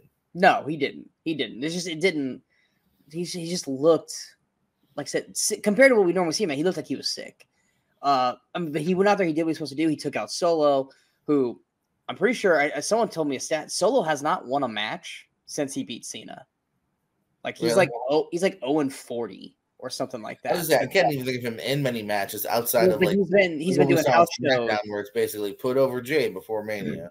Well, he's been doing house shows and he's lost every house show match since then. See, he has not won a match since then. That was a weird ball drop because that's a pretty big freaking win. Is a singles win on pay-per-view to then have that momentum and more or less do nothing is weird. And once again, I thought they were starting to tease Solo again because when Solo came out and he hit the Samoan spike and Cody kicked out and Solo's like, "Get up!" Everyone was like, "I hear you." I was just like, "Oh." It was a different kind of dynamic than we've seen because usually, I don't know if you've ever seen Solo yell at Roman. So no, we've seen a little bit of planning there. We've seen the look of just the look, the fuck on, but never him yelling at Roman, barking. Yeah, this was him acting like the boss now. Yeah, so, yeah. I mean, I think that's an easy match we can get to down the line. So yeah, you can completely blow off the bloodline. Solo wants to be the tribal chief now. He takes out him. Jimmy's just fucking there because that's basically what Jimmy's been saddled with. Is he's just a guy who's there. But yeah, so Cena comes out, then Rock comes out, but even Cena looks like, oh fuck, I'm about to get my ass kicked. Here comes Rock. Even he looks like he was scared of the Rock. And then at that point, I think everyone in the building was expecting Stone Cold. I don't know if it was a money thing. I don't know if Stone Cold was just not prepared. Maybe he wasn't in shape, which Stone Cold always looks in shape. Undertaker showing up, cool. But Stone Cold or Undertaker and Rock, I mean, yeah, they feuded, but their feuds weren't ever anything big. The only two people that would have made sense to take out Rock are Stone Cold and Triple H. Triple H is not going to do it. I think Triple H could have gone. I think Triple H is, I mean, yes, as long as he's not bumping, I think Triple H could have done it. But Taker was fine. But when everyone's expecting Stone Cold and we get Taker, this is not a knock against Taker, but it's just like Taker and Rock are not like that. I think I was pretty okay with it because I never expected Stone Cold. Oh, I 1,000% expected Stone Cold. No, I never did. I think Taker just makes more sense. I think I'm not necessarily going with the Rock aspect as more of like Taker and Roman have a Mania history. But he never touched Roman. If he had touched Roman, I'd be like, okay. Well, yeah, but he's saving Cody from getting double teamed by Rock for Roman. You know, I still think to me, Taker fits more in this story than Stone Cold, who has nothing to do with any of these people except for The Rock. But like, I don't know. I thought it all kind of tracked more than Stone Cold. Stone Cold to me, if anything, then Triple H would have made more sense because Triple H had feuds with Roman for the big star's sake. Triple H would have made more sense then. Again, the qualms is one, I don't know what he can do physically, and two, at least I feel like Undertaker is more untouchable. And Triple H is also the EVP or whatever, Triple H is CEO, whatever he is, booking whatever guy. I don't know if you want to all of a sudden have him attack another guy, The Rock, and then that almost makes you feel like, oh, are they setting up a match between those two? Like, it murkies those waters. I know, but so again, I feel like Taker does kind of make the most sense. Yeah, like I say, I'm not mad. It's just like, okay, that was cool, but I would have preferred the other two. Did you? And this is me getting caught up in the moment. Did you, for just a 1% moment, think that Ambrose was coming out when the Shield music hit? No, because probably 2 to 3% I did. It happened, and I'm like, I was telling my girlfriend, I was like, there's no chance it's Moxley. No way. Oh my god, if Moxley shows up, I'm losing my mind. Like, are we this much at the Fuck the Forbidden Door? Like, I don't think we are. I was like, are we cool enough yet? I feel like if that was gonna happen, I think we would have maybe if Dustin Rhodes had appeared already, I would have went maybe. Everything's off limits now. But like the fact that Dustin wasn't there, I would have then. But there was like a 1%. No, there was definitely like I was like, it is kind of. I get what they did in the end, but when you hear Shield, you definitely think of the whole group, not just Seth. Yeah. Yeah, and then because Seth is hurt. Seth is actually legitimately hurt. Seth had a hard time getting in the ring. Like there's camera shots of him. He had a hard time getting in the ring. Is that why Seth just got hit by a chair and that's all he did? Pretty much. And then if you saw him at the end, like they were having to help him get in the ring. His knee actually is fucked up. He's gonna be gone a little bit. But yeah, he was struggling to get into the ring with the chair. Like it visually looked bad. It's not because he was selling what happened with him and Drew. Seth's knee is actually pretty banged up. But the beautifulness of this storytelling between, because Roman flies by, gets Seth like, no, like fuck no. And then you get that moment. He's got the chair. Cody's getting up. Seth is barely getting up. Roman can't let go of Seth, especially in Shield gear. He throws his opportunity to take Cody out, to take out Seth, who was already down and beaten. That 10-year storytelling that Roman just can't ever let go of what Seth did, especially when he's wearing Shield gear, I thought was beautiful because Roman's downfall wasn't because Cody beat him. It was because he couldn't let go of Seth. Because as soon as he hit Seth, boom, Cody cutter. I thought that was beautiful. That was the case. I hope that when Seth is healthy and he comes back, that we do get him and Roman again. Because even the last time they feuded, what happened? Roman and Seth at Rumble. Seth came out in Shield gear. Roman choked him out and lost the match because he couldn't let go. And he still can't let go. And I fucking love the storytelling of these two characters.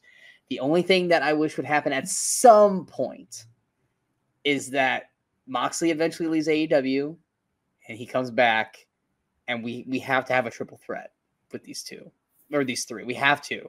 We have to at some point. We have to let them have this. I don't know, Moxley. I feel like with Triple H, if you had said a year ago or 2 years ago, I would have not Sean, that shit ain't happening. No, but now I don't know, bro. Anymore now, it's like anything's fucking possible. There's a chance. But yeah, what were your thoughts on everything? This is just like night one. This is a really fun way to cap night two. Left you on a high as well here for Mania as a whole. It's been built up. You're still wondering, it's got to be Cody, right? Please let it be Cody. But the emotions there, it's fun. You know what I mean? They gave it plenty of time. Yeah, this is a really good match. I was making the joke. I was honestly serious, but I was making it a joke. So when everyone was celebrating in the ring, everyone runs down to the ring. They're all celebrating with Cody. I'm like, does anyone want to go help out Seth? Like, Seth's still outside fucked up. Like, everyone's like, yay, we won, we win. And you can see the camera, and Seth's like still outside like this.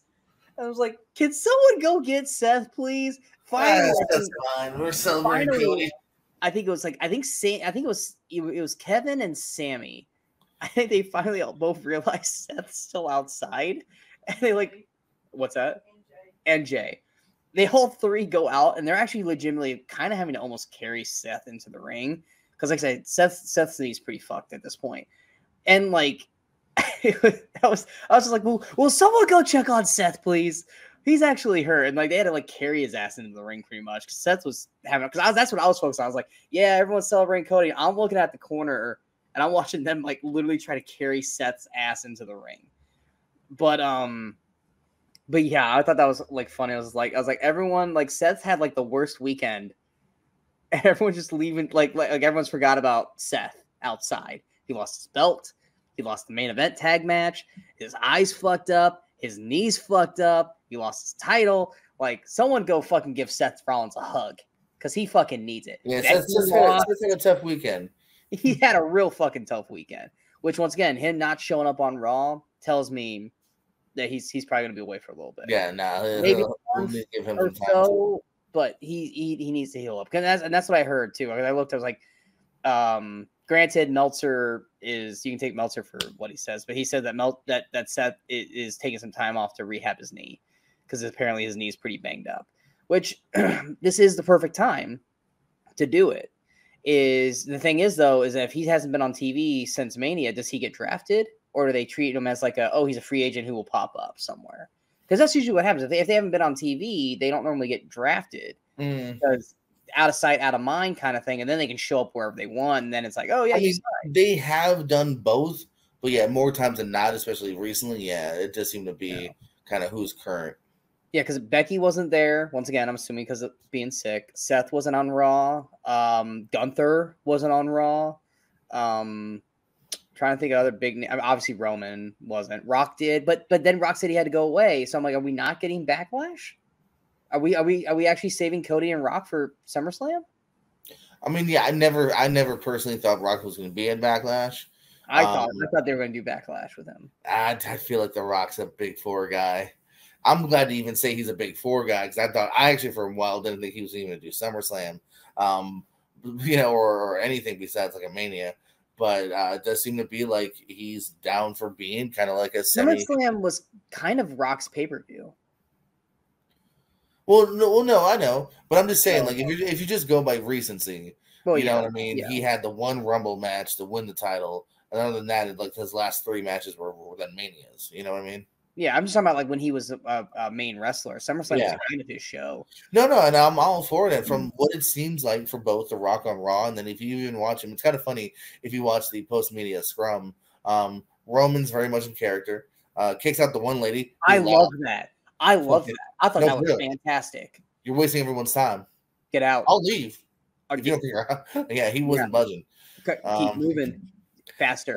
But then The Rock completely he's like not in character at all. Not at all. It's just like, hey, we had a lot of fun. It was gonna be me and Roman, but then we pivoted when you guys liked Cody. Cody I kind of feel like he spoiled night too. He's like, we gotta have him finish the story. It's like, Rock, did you just basically tell everyone that Cody's winning tomorrow night? Because you tell him he's got to. Well, no, The Rock did that on night 2. No, he didn't. He wasn't on night 2. Yeah, he was. He was only on night 1. The only people on night 2 were Cody, Triple H. No, you're right.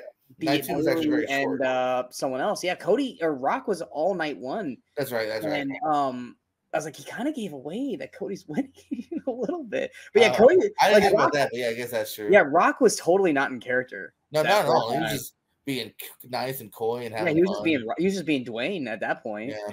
But yeah, he was like, he's like, we had to pivot. Y'all didn't like that, so we decided to do this instead. It's like, you need to kind of stay in character, buddy. Roman stayed in character the whole way through. But yeah, when Roman kicked out that lady, perfect. I thought that was the lady was the date to Chris Van Vliet. Yeah, because who was it? Well, Paul was, because it was any questions for Roman, and Chris Van Vliet was the first one to go. Oh yeah, and he's like, Paul, quick question, and then Paul goes, I'm sorry, question for Roman. Want to start again? Yeah, I love that they just came out being epic dicks, just stayed in character the whole fucking time. I thought that was great. But yeah, that was mainly. I felt like an uneven night 1. I feel like night 2, for the most part, delivered. Every match delivered on what it needed to do. Some of them could have been a little longer. Some of them could have had a little bit more to it. I feel like every match on night 2 did exactly what they strived out to be and either hit the mark or you could have given us a little bit more. Night 1, like I said, there was that 30, 45 minutes in the middle that just was flat. But overall, WrestleMania 40, I thought was a success. Like I said, outside of it being in shitty Philadelphia, I thought it was good. Night after WrestleMania, I will defend it a little bit more than that, because again, in the Vince era, there's been plenty of Raw after Manias that do fucking nothing. Last year's was horrible. This was definitely a step up. I'll give them credit for at least giving us a little bit of NXT. We got some Rock. We got, you know what I mean, a number one contender. At least shit happened. So I agree on that, but the whole big shock factor thing has not been there anymore for it. Because we were waiting on doing the draft. Our fantasy wrestling draft, we were waiting because someone might show up, but we want to be able to draft him. Now, and technically, we were right because they did say Ilya Dragunov will be in the draft, so we are confirmed that Dragunov's being called up. I don't know if that was the same with Roxanne. They didn't quite say from what I called. I mean, Indy Hartwell was the champion last year, and she got drafted with a broken ankle, by the way. So, and then but again, they flip flop so much on who and they will and won't draft that I don't know. I'm not confident that it's set. I'm saying at least Ilya was straight up said he'll be in the draft. They pretty much said it. So, well, yeah, most of NXT will be in the draft. I'm sure Carmelo will probably be drafted and stuff like that. But because of that, guys, we were going to do the fantasy wrestling draft this week, but we decided the WWE draft is literally 3 weeks away. So we might as well just wait and see where everyone shuffles to and then do the fantasy draft after that. And if we decide to do AEW, we'll obviously wait until after Dynasty. And don't worry, I'll stick to my word. You can have Gable Stevenson as your number 1 pick. I don't even think he'll have a contract by then, so it's fine. You can have him all you want. I have not been impressed with him one bit. I don't think anyone's been impressed with him one bit. But yeah, so the fantasy wrestling draft is going to be probably the first week of May, since I think Raw is on the 29th of April with the draft. So yeah, it will probably be that week. Once we know where everyone's because then you have like the what was like the rest of the draft that's like off the show where it's like, oh, here's where all the 50 other wrestlers are going. So once that stuff's done, it's like you look at this island, you know, you look at Yeah. the main characters on Raw and SmackDown, and on WWE.com, you get and the rest. Yeah, it'll be on WWE.com. Here's the list of 30 wrestlers and where they're all going. And let's not forget, last year we had people like Zion Quinn and Odyssey Jones drafted. So sometimes you get people you'll never really see anyway. Which we wouldn't draft them anyway. But yeah, sure. Unless we're doing like the entire roster. God, no. God, that's gonna be too hard just to keep all that intact at that point. 1, 2, 3, not it. Yeah, I know. I know it's gonna be me that's gonna have to keep track of it all. I get it. It's fine. But anyway, we hope you guys enjoyed this recap aftermath of WrestleMania 40. What were your thoughts? What did you guys like? What was your favorite matches on the show? Least favorite matches on the show? Did you like who won and lost? Where do you think we're gonna go with the storyline here? And if you guys were drafting, who would you guys draft as your top 5? Because Jordan already says he knows who he's drafting. He just has to shuffle or pivot depending on what I pick. Well, I will know when we go live. I don't know like right now. I mean, obviously, I think you were saying that you already know who you're drafting. Well, I'll know once we go live that I won't take very long because I'll make a list in order, and then if you swipe. I thought you were saying that you already have your game plan set up and ready to go, so you don't. Oh no, I'll have it by when we do the show. You know. Okay. Because I don't have any idea. Yeah, because it's the first time I'm doing this, so I have no idea. Hirakazawa, number 1. Hey, I'll get bonus points if he does his dance. I'll take that. Put that in the official rule book? Yeah, I'll put that in the rule book. If Tozawa does his dance, his nasty dance. You nasty. He gets 20 points for his nasty dance. Yeah. And if Xavier Woods is in the skit with him and says it, it's a bonus 10 points. Yeah. It's a 30-point swing. But yeah, so let us know what your guys' thoughts were on WrestleMania. We'll be back here with whatever we decide we want to talk about. I know we got Dynasty coming up here in 2 weeks, less than 2 weeks, actually. So we'll probably have a discussion about that before that comes on because they're still building that card. But even with the card we got so far for that, it looks good. Looks real good. They've done a good build on this one here. And yeah, like you said, we're not even quite done. But what we have so far, I'm sold. So. Yeah, let's see. We got Ospreay Danielson, we got Swerve Joe, we got FTR Young Bucks, we've got Tony against. Shit! I didn't watch. Wait, is it FTR Young Bucks? Is that confirmed? That was on that. Yeah, FTR. Damn. I didn't watch. I was focusing on Mania things. Yeah. So I'm actually like 2 AEWs behind. Yeah, FTR and the Young Bucks both won their matches. What a surprise! Shocker! I know, right? That's exactly what we thought it was going to be, especially once Blackpool was not in there. Don't even do a tournament. Just fucking let them do a match. Like. What's funny is I think they wrestled for titles last year as well. It wasn't AEW, but I think it was like whatever titles FTR had. I'm pretty sure Young Bucks and FTR wrestled last year around this time also. Oh, man. And I think was it Julia Hart against Willow and then Tony against Thunder Rosa. Those are I think all the matches. So and then House of Black against Edge and Briscoe and Kingston. Those are all booked right now for the show. They're probably going to book another 6 matches if we know. And also, a lot of things happening in Mania weekend. But yeah, shout out to Mark Briscoe winning the world title in Ring of Honor to the date several years after Jey did. Jey won it on April 5th. He won on April 5th. So shout out to him. Yeah. But anyway, we will be back here later. We hope you guys stick around with us. Like I said, let us know what you thought of WrestleMania, even the Raw after WrestleMania. We'll see what happens here on SmackDown, see if anything surprising happens on there. Who knows? But either way, we got the WWE draft coming up as well as our fantasy draft. So be on the lookout for all that stuff. But we are the Wrestling Crusaders. My name is Sean Waskrug. That is Jordan JPO Owens. That was me. Until next time. Yes, that is always you. And until next time, in case we don't see you, don't try this at home unless it's on your little brother. Don't tell mom. So, goodbye. And good night. Bang!